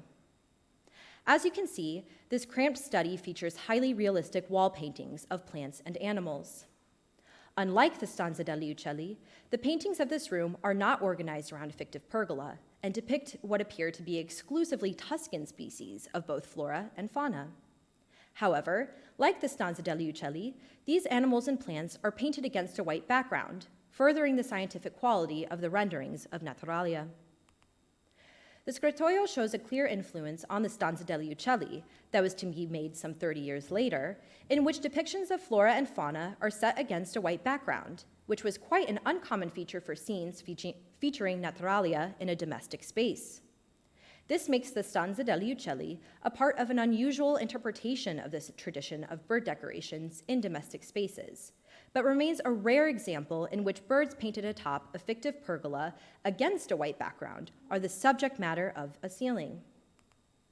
Additional bird decorations at the Palazzo Vecchio appear in the staircase between the first and second floor of the palace, leading from the apartments of Pope Leo X up to the room of the elements. The vaulted ceiling over the staircase is adorned with frescoes portraying 3 separate fictive pergolas populated with birds and other naturalia. These decorate the ceiling of the first landing at the bottom of the staircase and 2 vaults at the top of the staircase. In the ceiling of the lower level landing, like the Stanza degli Uccelli, there is an interaction between the animals, which creates one cohesive space, rather than separate scenes observed at the Palazzo Davanzati. Additionally, the ceiling's focus is on the variety of birds present in the scene, as it is in the Stanza degli Uccelli. This is not always the case in 16th century bird decorations, and the Stanza degli Uccelli again remains rare in that it is painted against a white background instead of a fictive sky or outdoor scene, and the density of birds in the space is much greater than that of this small barrel vault ceiling of the staircase. In the second painted pergola, a different grotesque is painted in the center of each square of the radial grid. The objects featured in the squares alternate between a grotesque mask, a griffin, a goose, a sparrow, and insects that appear to be dragonflies. This pergola and the painted birds around it are more stylized and less naturalistic than the Stanza degli Uccelli. The birds are treated with uniformity as part of a pattern of grotesques and lack the individuality the birds in the Stanza degli Uccelli possess. The third, smaller vaulted ceiling adjacent to the aforementioned vault continues the same pergola structure and delicate decoration of the ceiling of the first landing in the staircase. However, the backdrop of the sky is absent, and only 2 small birds fly around in the scene. Nonaka believes that these 3 pergolas in the stairwell exemplify academic interests in the taxonomy of animals. She, as well as Morel, believe this to also be a main factor in the creation of the Stanza degli Uccelli. So, it is reasonable to assert 2 things. 1, that Ferdinando would certainly have known these ceilings, and 2, that these ceilings inspired him later in life to commission a room with an artistic scheme that reminded him of home. His knowledge of the typology of these fictive pergola structures and the birds that populate them may have been key in his conception of the Stanza degli Uccelli. Ferdinando moved to Rome in 1562, the year of his election to the cardinalate. Because of this, it is important to consider 16th century Roman examples of domestic bird decoration, because the Stanza degli Uccelli's decorations were made for this context. The Villa Livia's garden room frescoes are one extant example of ancient bird imagery in a domestic setting. These frescoes are from the Augustan period and depict a vivid blue sky with bright green trees and bushes. The only animals painted are small songbirds perched atop or flying among the trees. Although this room was discovered long after Ferdinando's death, so he would not have been aware of it, he would have known about Pliny the Elder's writings on naturalism of paintings in his Natural History, which explains ideas of bringing the outdoors into interior spaces and decoration. Another example of bird imagery in Rome's elite domestic spaces is found in the Villa Farnesina. The decoration of this loggia is both narrative and allegorical, as it depicts various mythological stories and figures shown within a fictive garden pergola bearing fruits and flowers. Unlike the Stanza delle Uccelli, where the birds are the primary subject, most of the birds in the loggia of Cupid and Psyche serve as attributes for the mythological figures, tokens that help the viewer identify who each one is. Venus is pictured with doves, an eagle with Jupiter, and a peacock with Juno. There are also small swallows all around the putti. With its painted human figures and narrative scene, this example stands in stark contrast to the Stanza delle Uccelli, which contains neither. A final example of domestic decoration of bird imagery is found in the garden loggia of the Villa Giulia. The ceiling of the loggia is covered in frescoed grapevines that are shown as if growing on the wooden pergola, with both red and white grapes sprouting throughout. Glimpses of birds can be seen through geometrically shaped openings in the pergola. A few birds are also painted as if perched on the pergola structure itself, as seen in the Stanza delle Uccelli. These birds include an egret, peacock, parrot or macaw, owl, rooster, and an unidentified white bird. There are also putti and satyr figures, which are commonly found in ceilings of this same motif. However, the Stanza delle Uccelli has no classical figures or putti lounging on the pergola, only birds and other animals. This is rare in decoration of naturalia, and this loggia ceiling of the Villa Giulia helps to demonstrate this notion. This presentation has demonstrated that the Stanza delle Uccelli stands apart from other bird-themed decorations in 16th century Italy because of its unique combination of design elements: the fictive pergola and plants framing the birds, the white background, the quantity and specificity of birds, and the absence of people and classical figures, such as satyrs and putti, which set its appearance apart from other examples of a similar subject matter. This ceiling is remarkably different from Zucchi's other works and from both Florentine and Roman examples of birds in domestic decorations that often show birds as part of a decorative grotesque or alongside people and other creatures in a fictive outdoor scene. However, the Stanza delle Uccelli remains a rare example in which birds painted atop a fictive pergola against a white background are the primary subject matter of a ceiling. Whether or not Ferdinando's commission was informed by the specific examples analyzed in this presentation, he and Zucchi would have been aware of examples like these that would have shaped the decorative program of the Stanza delle Uccelli. Thank you.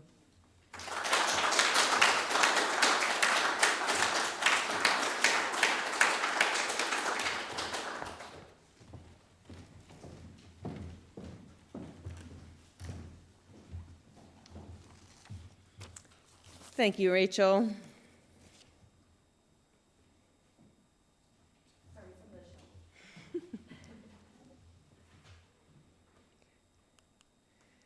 Our next speaker is Brenna McWhorter, who will present Accedimus Astris, Giulio Romano's Camera dei Venti at the Palazzo Te, and the tradition of astral magic at the Gonzaga court. Brenna.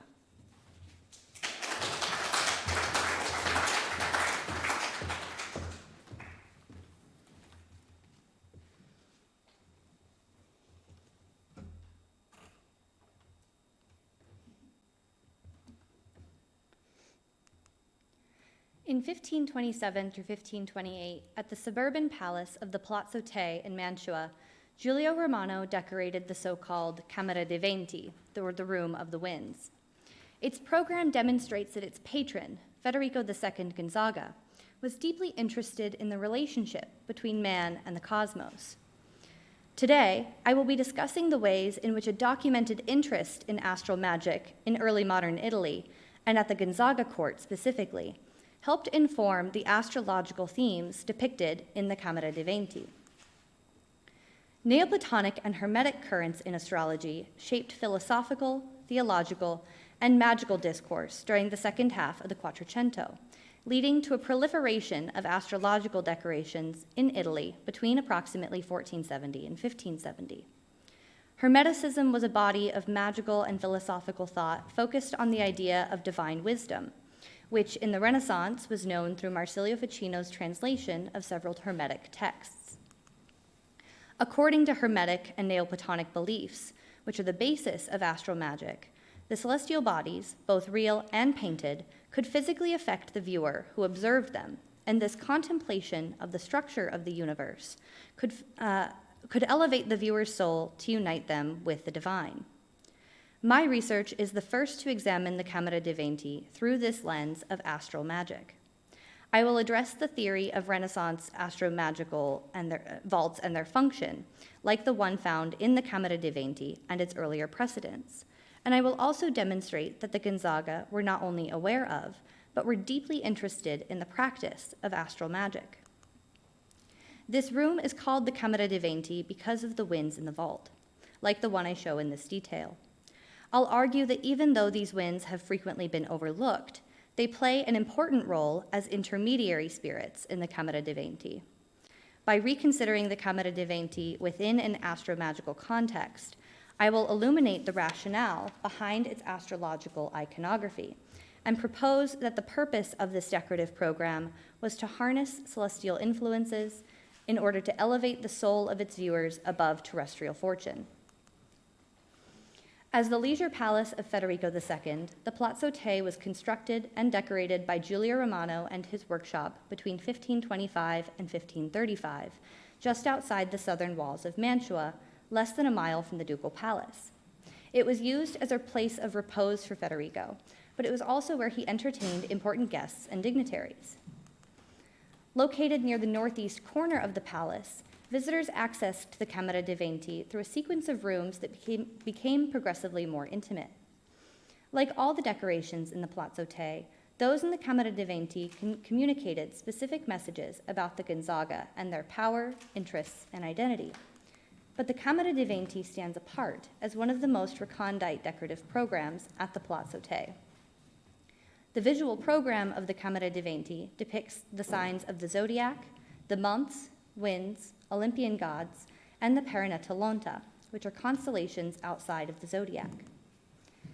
The Olympian gods and the Parinetolonta are both highly unusual motifs, both of which have been traced back to the humanist Lorenzo Buonancontri's commentary on the Roman poet Manilius's Astronomica and the Latin astrologer Firmicus Maternus's Mathesis. Manilius was the most important ancient source to place the Olympian gods in an astrological context, and so the role of his text in the decoration of the Camera dei Venti is significant. The frescoed vault of the Camera dei Venti is divided into 22 hexagonal lozenges organized around 15 fictive bronze reliefs. 10 of the lozenges in the center of the ceiling depict 10 of the 12 Olympian gods. The rectangular relief in the center of the vault, made of stucco painted to resemble bronze, is of Federico's Impresa of Mount Olympus. The remaining two gods, Vulcan and Vesta, appear in the reliefs on either side. Other fictive bronzes located around the edge of the vault show the 12 signs of the zodiac. These alternate with the personifications of the months of the year. The ceiling and walls are connected by 16 small lunettes, each containing a face sculpted in stucco, blowing air from its mouth to represent the winds. Directly below each lunette, 16 roundels depict individuals whose fate are influenced by the Parinetolonta, which are the extrazodiacal constellations that rise or set with each sign of the zodiac. The roundels depict various outcomes depending upon the star under which one is born, with a range of results.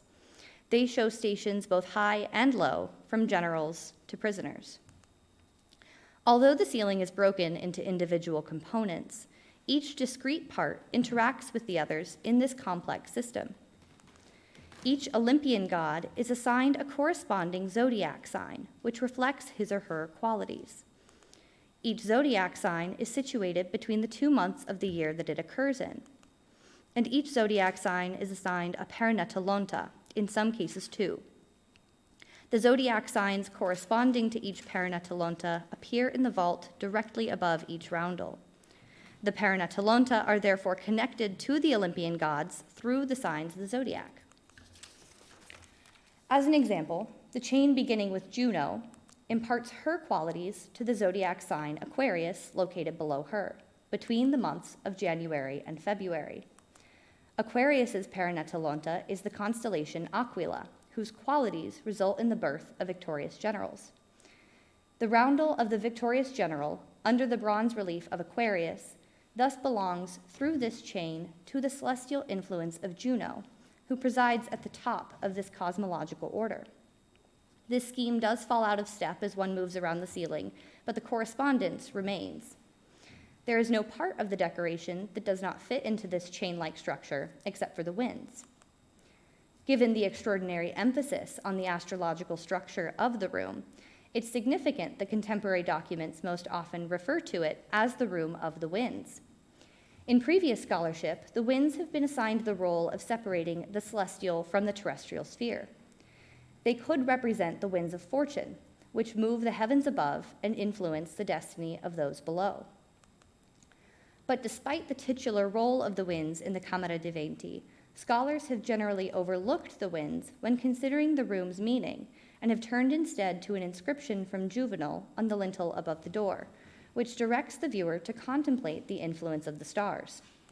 It reads, "For it makes all the difference just what stars lay hold of you." Unfortunately, contemporary documents do not help clarify the iconography or intended purpose of the Camera dei Venti. One of the earliest descriptions of the room appears in the chronicle of Charles V's first visit to Mantua in 1530, an account which indicated that even a learned audience could make visual sense of its decoration only after extended contemplation and perhaps only with assistance. Scholars have not yet considered how broader trends in astrological and astromagical decorations may have informed the cosmological principles behind the Camera dei Venti's program. Astrology was deeply ingrained in the cultural milieu of Mantua, as it was in most princely courts in Europe, by the time Federico II commissioned the decoration of the Camera dei Venti. Precisely what constituted astral magic in the Renaissance was contested, but the term generally referred to the ways which the supernatural properties of the heavens were sought out. It is worth considering if the decoration of the Camera dei Venti was merely meant to remind the viewer of cosmic influence, as has been suggested, or if it was also intended to actively shape the experience of its viewers. Mary Quinlan McGrath has recently suggested that early modern astrological vaults were believed to physically affect their viewers by focusing the energies emitted by the celestial bodies they depict, and this proposal has been well received by scholars. According to several Renaissance texts, the actual celestial bodies affected the physical world by emitting rays, or immaterial projections of their intrinsic qualities, through the air, which were then intercepted by the viewer. These rays radiated not only from planets and zodiacal constellations, but from extra-zodiacal constellations as well. In this way, the roundels of the Perennatalonta in the Camera dei Venti depict the effects of the positive and negative rays that influence people born under certain stars. Some early modern viewers believed that celestial images, such as depictions of the constellations or of the planetary gods, could capture celestial rays and transmit them to a person looking at, wearing, or even in the vicinity of such images. Theories best known in the Renaissance through Marsilio Ficino's De Vita, published in 1489. Ficino provided specific directions in De Vita for constructing a vault, which, through its astrological imagery, could function as an astral talisman to elevate the soul. To construct a talismanic vault, Ficino writes, "Nor should one simply look at a figure of the universe, but reflect on it in the soul. Deep in your house you might set up a little room, one with an arch, and mark it all up with these figures and colors." Throughout De Vita, Ficino set up an argument where decorated vaults could be powerful tools to capture celestial rays. A painted vault, like that in the Camera dei Venti, would have been seen as a potent talisman that could induce celestial benefits for the viewer. It was believed that astromagical images, like those Ficino described, worked through chains that linked the macrocosm to the microcosm. If we return to the Camera dei Venti, we see that these chains form the conceptual basis behind the structure of the room's decoration, where each of the parts is connected back to a presiding Olympian god, like the example I gave of Juno. Ficino's popular text claims that celestial images should be used to impress themselves on the mind, and in doing so, the soul can be elevated to the divine. The elevation of the soul relied on these celestial chains. In this way, astrological images, like those in the Camera dei Venti, could almost serve like rungs in a ladder between the individual and the divine. 4 important authors that each have a key relationship to the iconography of this room are Manilius, Firmicus, Bonincontri, and Ficino.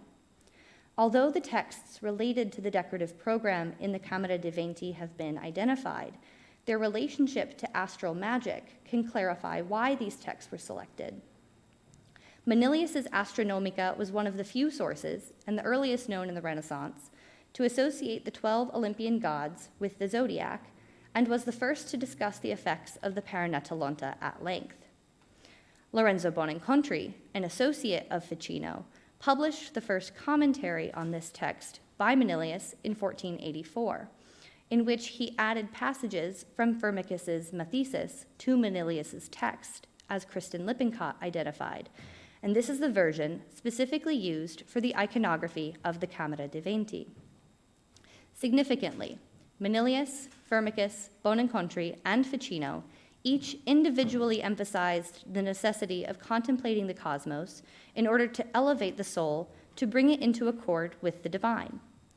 The astromagical connections between these texts can explain the motivation for using Bonincontri's commentary, since the iconographer of the Camera dei Venti could have turned to Bonincontri for a syncretic combination of sources with astromagical themes. The astrologer Luco Gaurico, who has been suggested as the iconographer for the Camera dei Venti, held both Ficino and Manilius in high regard as astrological authorities in his defense of astrology, the Opera Omnia.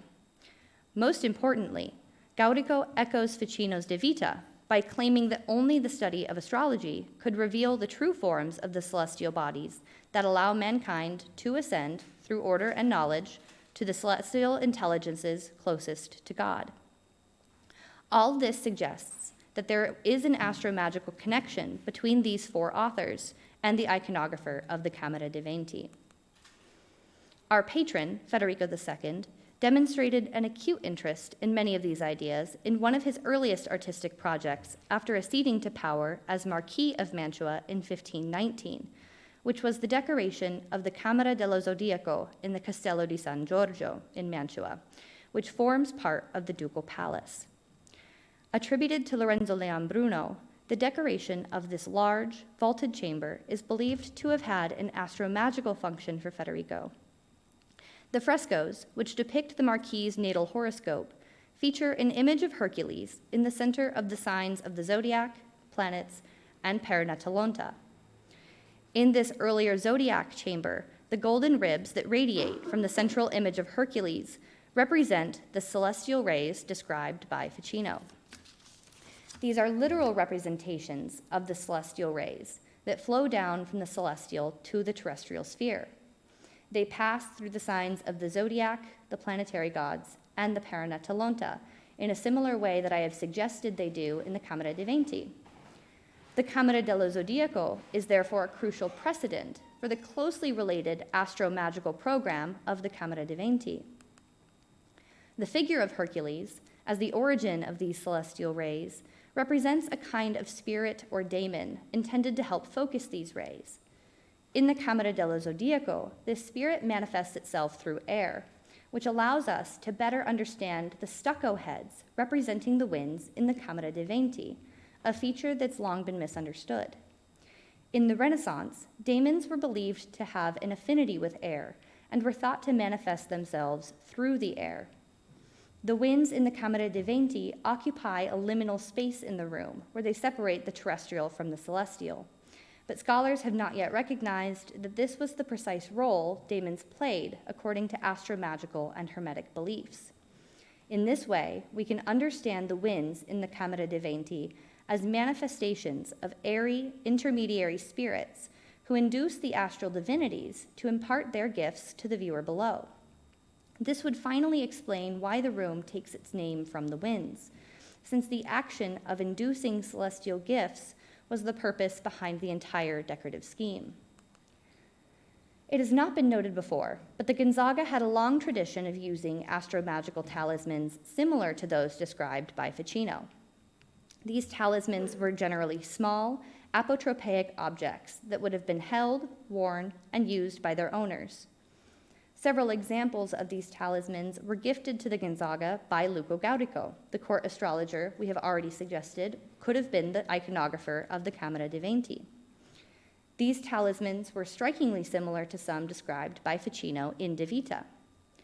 Probably the most important example for our purposes, however, is the Arundel zodiac, which, despite the uncertainty of its early provenance, was also most likely owned by Federico. It is a talisman carved with the figures of Jupiter, Mercury, Mars, and Neptune, surrounded by a band of the zodiac. Neptune does not belong to the 7 planetary gods used in astrology, and so this talisman is critical evidence of the association, which was first made by Ficino, between astral magic and Manilius's Olympian gods at the Gonzaga court. This demonstrates that Federico II knew of and used Manilius's Olympian gods in an astromagical context. Numerous additional examples like this establish a strong tradition of talismanic magic at the Gonzaga court. They allow us to conclude that Federico II was aware of the power of astromagical images, of the astromagical association of the Olympian gods, and would also seem to be further evidence that Ficino's De Vita was known in Federico's court. In addition to benefiting from a well-established interest in astromagic at the Gonzaga court, Federico would have known other decorative programs that may have informed the astromagical decorations of the Camera dei Venti.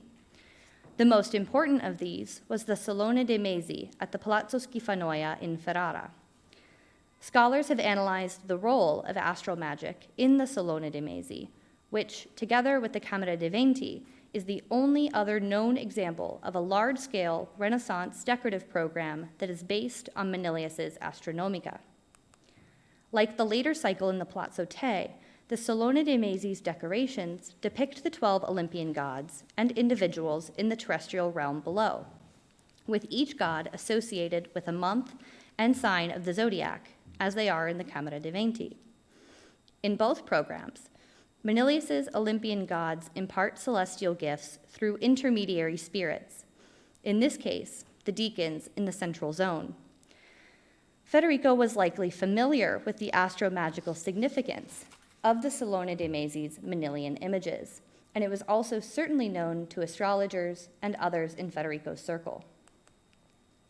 My research has established that astromagic played a significant role at the Gonzaga court, where they used talismans and were familiar with astromagical vaults described in Ficino's De Vita.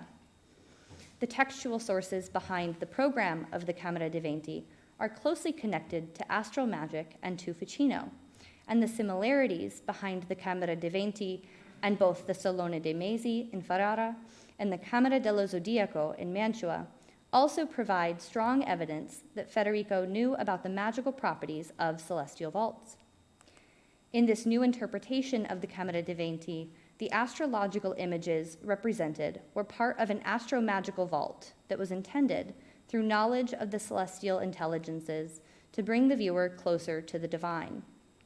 By contemplating the heavens, a knowledgeable viewer could transcend concerns of terrestrial fortune and rise above the effects, both good and ill, of the stars depicted in the Camera dei Venti. Considering this room's decorative program within the context of astromagical traditions at the Gonzaga court underscores the vital importance of these decorations to their patrons, who sought out celestial gifts to, as Manilius writes, perceive our Creator of whom we are part, and rise to the stars whose children we are. Thank you.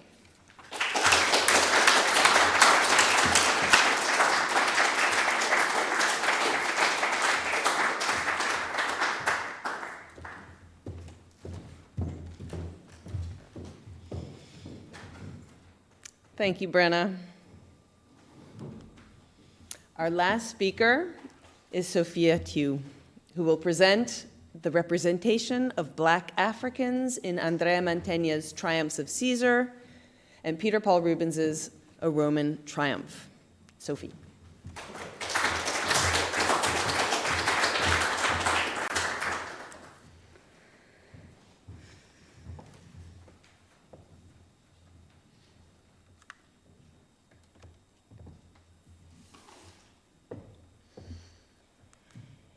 In the spring of 1600, Peter Paul Rubens traveled to Italy and was hired as a court artist and diplomat to Vincenzo Primo Gonzaga, Duke of Mantua.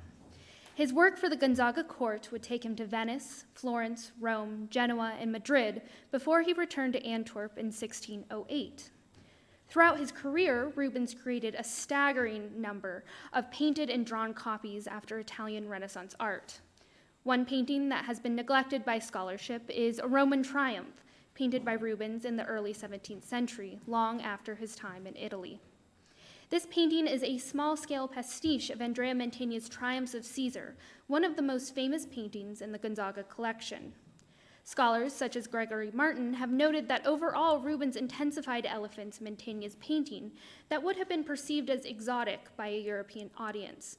This is especially true in the right half of the painting, where Rubens animated the elephants, replaced goats in the lower right-hand corner of the painting with a lion and a leopard, added darker fabrics, and increased the amount of fruits and foliage atop the elephants' heads. Additionally, and most importantly for my study, Rubens transformed the figures riding the elephants from white Europeans to black Africans.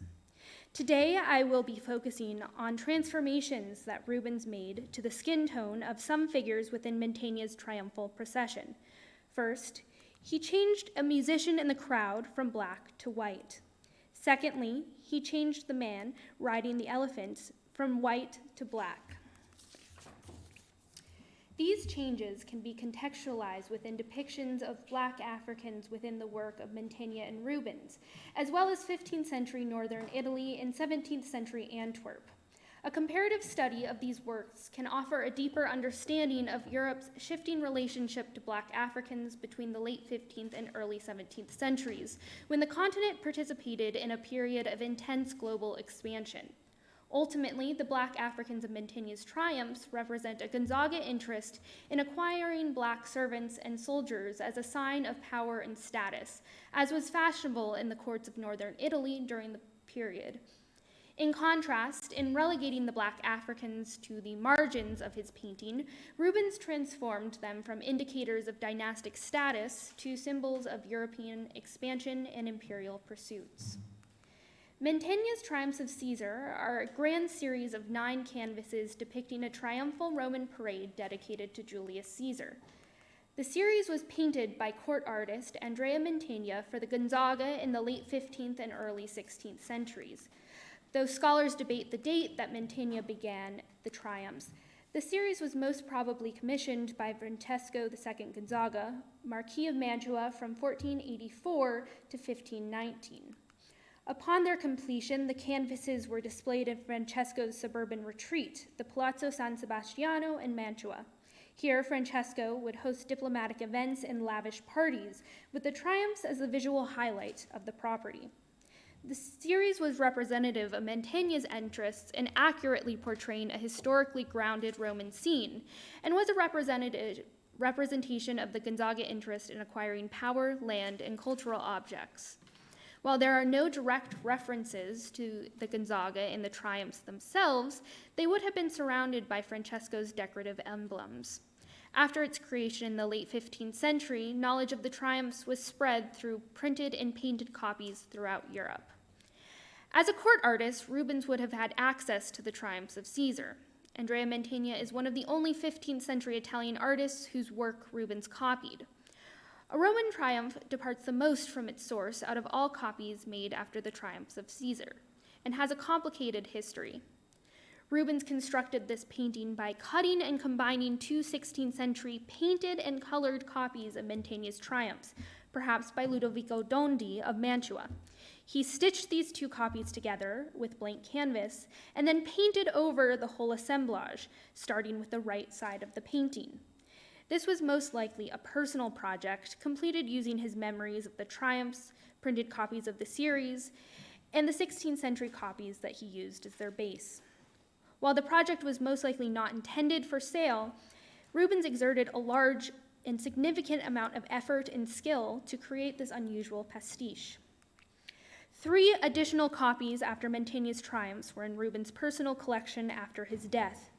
Like a Roman triumph, they are 16th century paintings overpainted in a Rubenesque style. Unlike a Roman triumph, these overpainted copies were much more faithful to Mantegna's original. One of these copies is a much more faithful rendering of Mantegna's musician's canvas from the triumph. Unlike in a Roman triumph, where the musician figure is white, a follower of Rubens painted an accurate copy of Mantegna's black musician. This indicates that Rubens and his workshop were aware of the original skin tone and costume of the black musician, as well as knowledgeable about how to transform this figure into a copy. This copy emphasizes the intentionality behind Rubens' transformation of skin tone within a triumph that we will observe further. Rubens would have also had access to woodcut prints of Mantegna's triumphs, made by Andrea Andriani. These prints show the physiological features of the black Africans of the triumphs, but were copied in black and white. On the right side of the painting, Rubens has taken a substantial portion of Mantegna's original elephant's canvas. Overall, this part of Rubens' pastiche is the most faithful to the original, with added exoticized elements. Here, he changed the skin tone of the figures on top of the elephants. The two figures on the right are clearly black African men, while the two figures on the left who stand in light torches are more ambiguous, but still non-white. All four figures are dressed in flowing robes, and the leftmost figure wears a turban. Rubens also adapted Mantegna's musician's canvas, and as previously mentioned, Mantegna includes a prominent black musician in this group. Rubens uses the pose and action of the black figure blowing on a piped instrument, but changes his skin tone from black to white. Alongside these transformations, Rubens does not include two other black African figures from the original triumphs. These include a black standard bearer in the first canvas and a black figure in the vase bearers. While it's impossible to say why Rubens would have excluded these figures from a Roman triumph, he would have been aware of their inclusion in the composition. These representations can be contextualized within depictions of black men within the work of Mantegna and Rubens, as well as their contemporaries. As Italy and the rest of Europe expanded their cultural and economic reach to Africa, Northern Italians were increasingly exposed to black people within their own societies, and increasingly depicted them in art. Black Africans, both enslaved and free, could serve in a number of positions within European society, but were often acquired by courts as indicators of status and wealth. Specific African identity was frequently generalized by Europeans, and Francesco II Gonzaga and his wife Isabella d'Este utilized black servants and soldiers in the Gonzaga court. Isabella was especially interested in acquiring black servants, a fact that may have influenced the appearance of black Africans in Mantegna's work. In this adoration scene, one of the four kings was frequently depicted as a black African. This painting showcases the attention that Mantegna paid to depicting black skin tones, while also utilizing ethnographic physiological markers that would have identified this figure as an other to a European audience. He has dark skin, full lips, and is wearing a decorated turban with animal fur and elaborate jewelry. Black Africans were also frequently depicted as soldiers and musicians in secular works, which Mantegna would have been aware of. For example, a black soldier is documented as working for Francesco Gonzaga. There are also multiple accounts of black soldiers serving in northern Italian armies, some of whom achieved heroic status and financial rewards for their service. This tradition and the increasing number of black men in the military may have influenced Mantegna's inclusion of black soldiers and musicians in the triumphs. The first black figure appears in the Standard Bearers, the first canvas in the series. In the painting, a white soldier strides forward and looks over his shoulder while holding a standard made out of white cloth. He stands in the middle of the composition, and his face is clearly visible. He wears highly ornamented armor decorated with gold filigree and elaborate jewelry. Mantegna employed a series of physical features to indicate his blackness to his intended audience in Mantua. The soldier has dark skin, a broad nose, full lips, and short curly hair. Each of these features also appear in Mantegna's depiction of a vase bearer and musician, which we will view next. Significantly, this prominent black figure appeared to be a white man wearing less ornament in a preliminary study of the standard bearers. We do not know the reason for this change, but Paul Kaplan suggests that the black soldier may refer to one of Francesco's soldiers, a black African man who was documented as delivering letters between Francesco and his wife. Mantegna could have included this soldier as a direct reference to this man at Francesco's request. But while this idea is compelling, it opens further questions, and this change can be explained on a purely aesthetic level, as a black soldier would create more contrast in the composition. A second black African figure in Mantegna's series appears at the edge of the vase bearers. A black African man stands on the right side of the canvas, almost out of the scene. Unlike the black soldier in the standard bearers, this man is less noticeable. Half of his body is depicted on the canvas, and his face is turned slightly towards the audience. He holds a double-sided instrument on a rod. Like the previous figure, this man has features that signify his blackness. While he is not placed in a prominent position, and he is dressed in a simple tunic, he has an unusual instrument or weapon that distinguishes him. And while he is located at the edge of the scene, the diagonal lines of the trumpets above him draw the eye to his head. A third black African man appears in the musicians. Like the black soldier, this figure is a prominent part of the composition of this canvas. He is easily distinguished from other musicians by his unusual piped instrument, dynamic pose, and elaborate costume. He wears a white turban-like hat and a cloak of red fur. Like the gold filigree armor of the black soldier, the rich fur cloak further marks him apart from the figures around him. Like the black soldier, he is wearing elaborate jewelry. Mantegna's treatment of black Africans within the triumphs reveals a tension concerning the place of black Africans in art of this period. While these three figures have stereotypical visual indicators of blackness, such as jewelry, elaborate costumes, and ethnographic features, Mantegna also prominently placed these men in the composition and gave them individualistic characteristics that set them apart from the other white figures around them. These black figures capture a vibrant image of Rome, but also become objectified within the scheme of the triumphs, standing as representative of a specifically Gonzaga interest in acquiring black servants as symbols of prestige. As European global expansion increased into the 16th and 17th century, the depiction of black Africans within European art increased as well.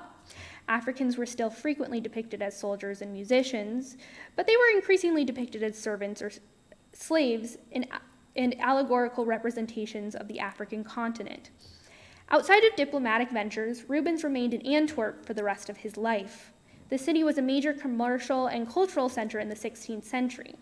Portugal was a major trading partner who used Antwerp as a center to distribute African raw materials. As such, Antwerp had one of the largest black populations of any city in Northern Europe, primarily due to the large Portuguese presence. Slavery was illegal in the city, but Portuguese and Spanish merchant families still owned slaves. Other Flemish families employed free black servants, a trend which was popular throughout the 16th and 17th centuries. Despite traditional narratives of Antwerp's decline in the 17th century, Antwerp was still a vibrant and globally engaged city during Rubens' lifetime. The artist would have frequently been exposed to black people within his everyday life, which may account for the significant number of them within his paintings compared to his contemporaries. One of the most notable inclusions of a black African in one of Rubens' Italian copies appears in his copy after Titian's Venus with a mirror. While this is a figural addition to a copy after Titian, key differences separate this painting from a Roman triumph. This Venus is painted in a more intimate allegorical or mythological scene with domestic undertones. The black African figure is a woman who is depicted with more characteristic features than the black figures in a Roman triumph. On the other hand, Rubens' copy after Mantegna is a historical scene with an ensemble of figures. Rubens is not simply adding black figures, like he is in the Venus copy, but transforming them or removing them from a composition. Additionally, this Venus copy is reflective of the black page visual tradition, which became more frequent throughout the 16th and 17th centuries. These types of paintings depict black people in positions of servitude to white Europeans, generally as a display of wealth and class on the part of the subject or the patron. They highlight the contrast between black and white skin. Rubens replicates this contrast between dark and light, white and black skin across the whole expanse of a Roman triumph. The elephants take up almost half of the composition are in visual contrast to the golden-haired man in white and the pastel woman on the other end of the painting. Additionally, as knowledge and interest in Africa and non-European lands grew, Black pages were increasingly paired with non-European animals to highlight their connection to Africa. Like the two previous examples, this tradition adds elements that would have been seen as exotic by Europeans and connects the subjects of these paintings to international exchange. This motif was used by Rubens in other works, including this oil sketch, which depicts a Black man holding a parrot and a monkey.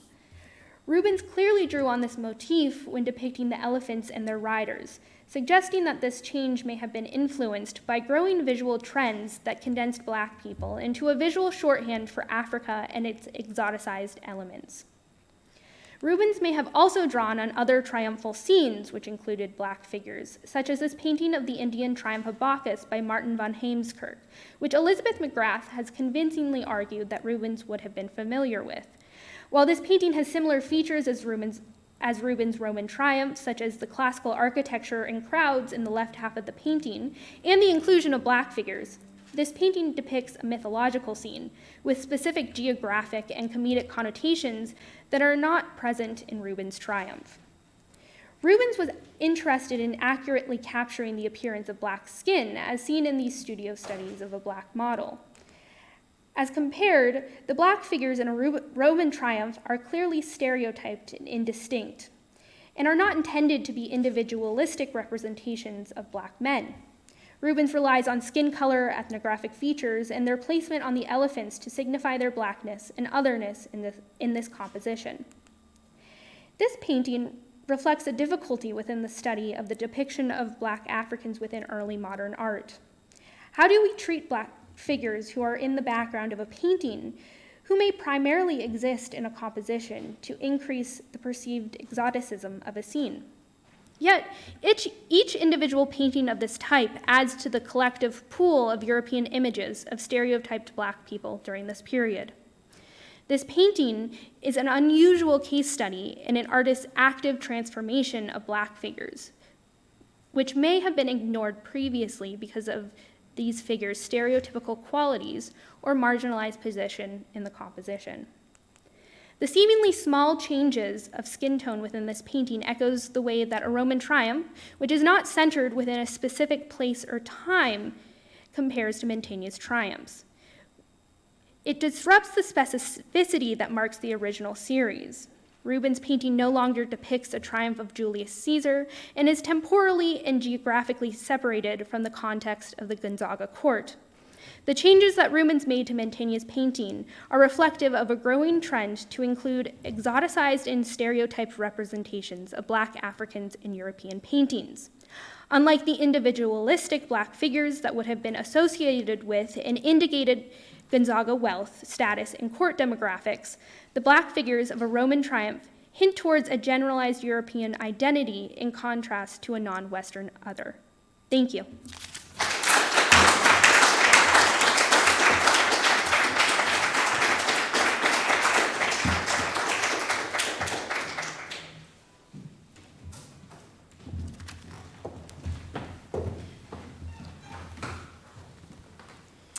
Thank you, Sophie.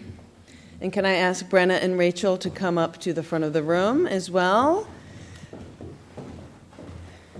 We've now heard 3 additional presentations on the Room of the Birds, the Stanza degli Uccelli at the Villa Medici in Rome, on the Room of the Winds in the Palazzo Te in Mantua, and Astral Magic at the Gonzaga Court.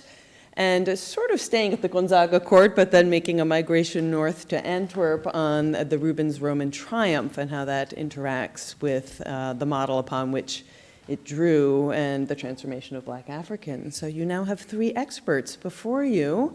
Again, I remind those of you who are watching the live stream, you have the opportunity to write a question in the chat feature. And please ask the experts. Any questions from the audience here? Yes. Oh, okay. I wanted to ask Rachel a question, actually, about the Stanza degli Uccelli, which is 3 fabulous presentations, and thank you for this. In particular, I was thinking about the comparison with Jacopo Ligozzi and the depiction of the botanical marvels of the Medici court, and wondering to what extent the birds are stereotyped naturalistic drawings and to what extent they're portraits of elements of the Medici collections.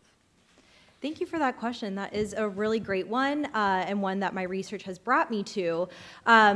So this particular ceiling, they are from illustrations from Konrad Gessner's Natural History Encyclopedia.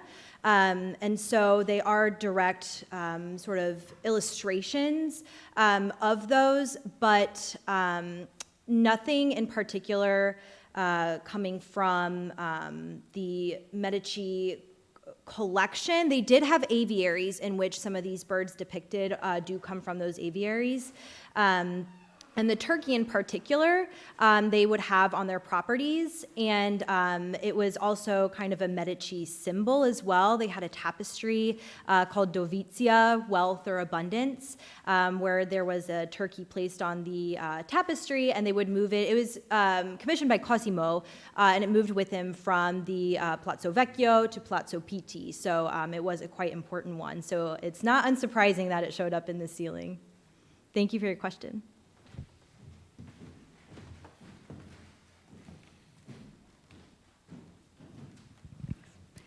First of all, I'd like to thank all 5 of you for your great presentations. They were all really interesting, and so bravi. But I have a question specifically for Brenna on Giulio Romano and the Palazzo Te. Just out of curiosity, are there connections then between what was going on here and what was going on at the Villa Farnesina? Because obviously there are kind of repeats there, is the first question. And the second question is, since you mapped out so nicely the connections between all of those things in the chains, were the individual winds, are the individual winds identified, and do they also fit into that chain? Those are 2 really excellent questions. So I'll start with your first, which has to do with kind of the relationship between the Camera dei Venti in Mantua and the Villa Farnesina in Rome. Which was painted by Baldassare Peruzzi. There's an astrological vault there. And so there is a very interesting connection here because Giulio Romano was the pupil of Raphael, who was working in the Sala delle Galatea while the vault was being painted. And so Giulio Romano would have been familiar with the depiction of the astrological vault in the Sala di Galatea. And he would have also had kind of the unique opportunity to have been working in the same room with Baldassare Peruzzi and kind of talking with Alessandro Farnese, who did have a very documented interest in astrology and astrological vaults. So that's something that, while is impossible to document, could have influenced kind of the artist's perspective that he might have brought to this room. Your second question has to do with the identification of the winds. So there are 16 of them. Normally there are 4 winds, at most 8, in some versions 12, but never 16. And so there's been some kind of interesting interpretations of what these could represent. They're not, they don't have specific identities, but there have been some attempts to kind of orient them in the room according to the cardinal directions, which, in my opinion, I think doesn't work very well, but some of them do feature kind of ethnographic markers, kind of along a similar vein of what Sophie had discussed, but wherein the south wall has features that appear more African. It's not a perspective I particularly agree with, but it has been suggested. So that's the closest we've come to any identifications of the winds.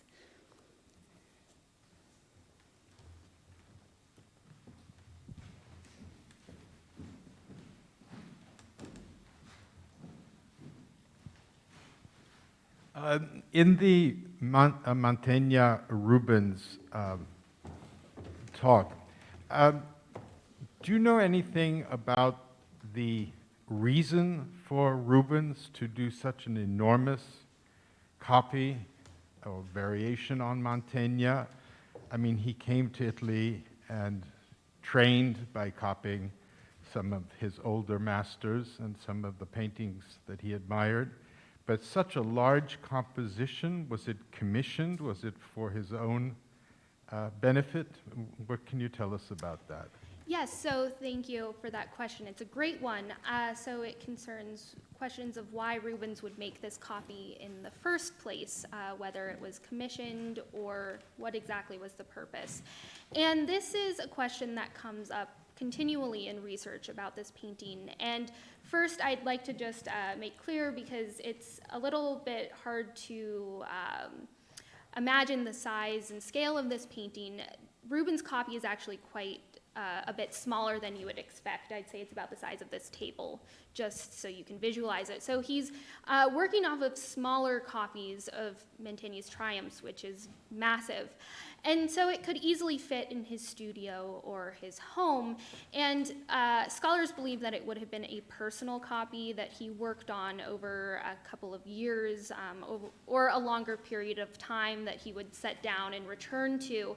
And there are no records of any commission history. It was not in his collection when he died, so we are not sure exactly where it went after his death or if he gave it to someone.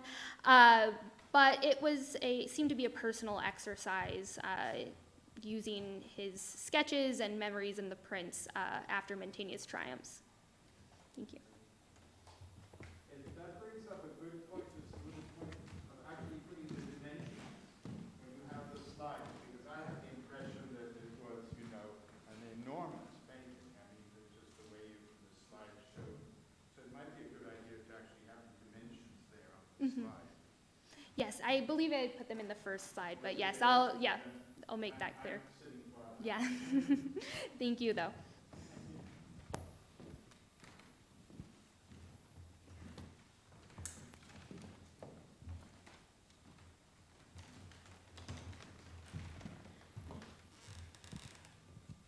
Any other questions?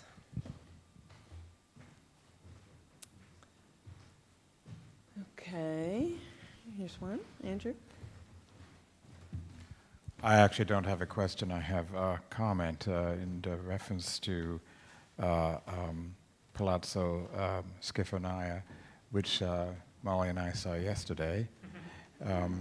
In the central register, each of the animals depicted has below it what appears to be either a sunburst or some kind of astral-planetary face. And I look at those now after your excellent presentation, and I think, well, perhaps they have a corresponding function to that of the winds in the Sala dei Venti. Exactly, and so this is a connection I've tried to make, and that other scholars have made previously. There's been a suggestion by both Philip Morel and one other, who suggested that the Palazzo Schifanoia deacons who are in the middle, so they function very similarly in astrology to the Perinatolonta. They have a very kind of analogous roles. And so it's been difficult to kind of reconcile in my room whether the intermediary spirits would be the winds or the Perinatolonta, because the Palazzo Schifanoia would almost suggest that it would be the Perinatolonta. But it's this kind of dividing role that they play in the organization of and the structure of the room that has lent credence to this idea that they are intermediary spirits and kind of help facilitate this communication between individual and divine. But thank you for that observation. It's really fascinating.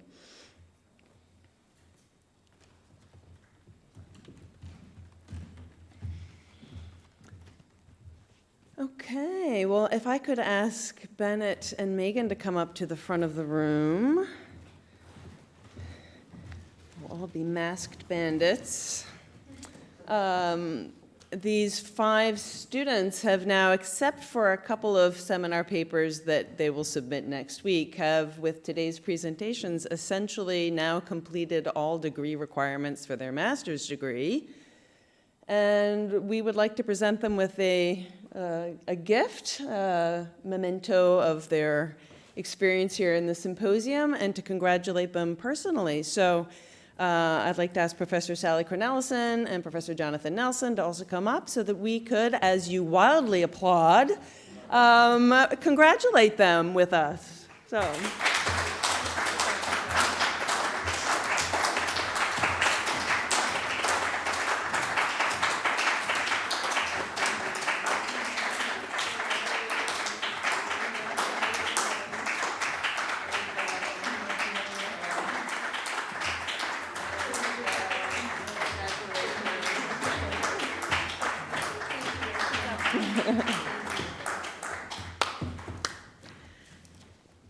I'm going to ask the students to stay up here with the three of us just for one group picture, while the rest of you please exit out of whichever door you prefer. Sanitize your hands again as you go out, please, and meet us in the Limonaya, which is just behind the front desk that you came in through, where Prosecco is waiting for you so that we can toast these students on their achievement. Congratulations to you all. You did a spectacular job.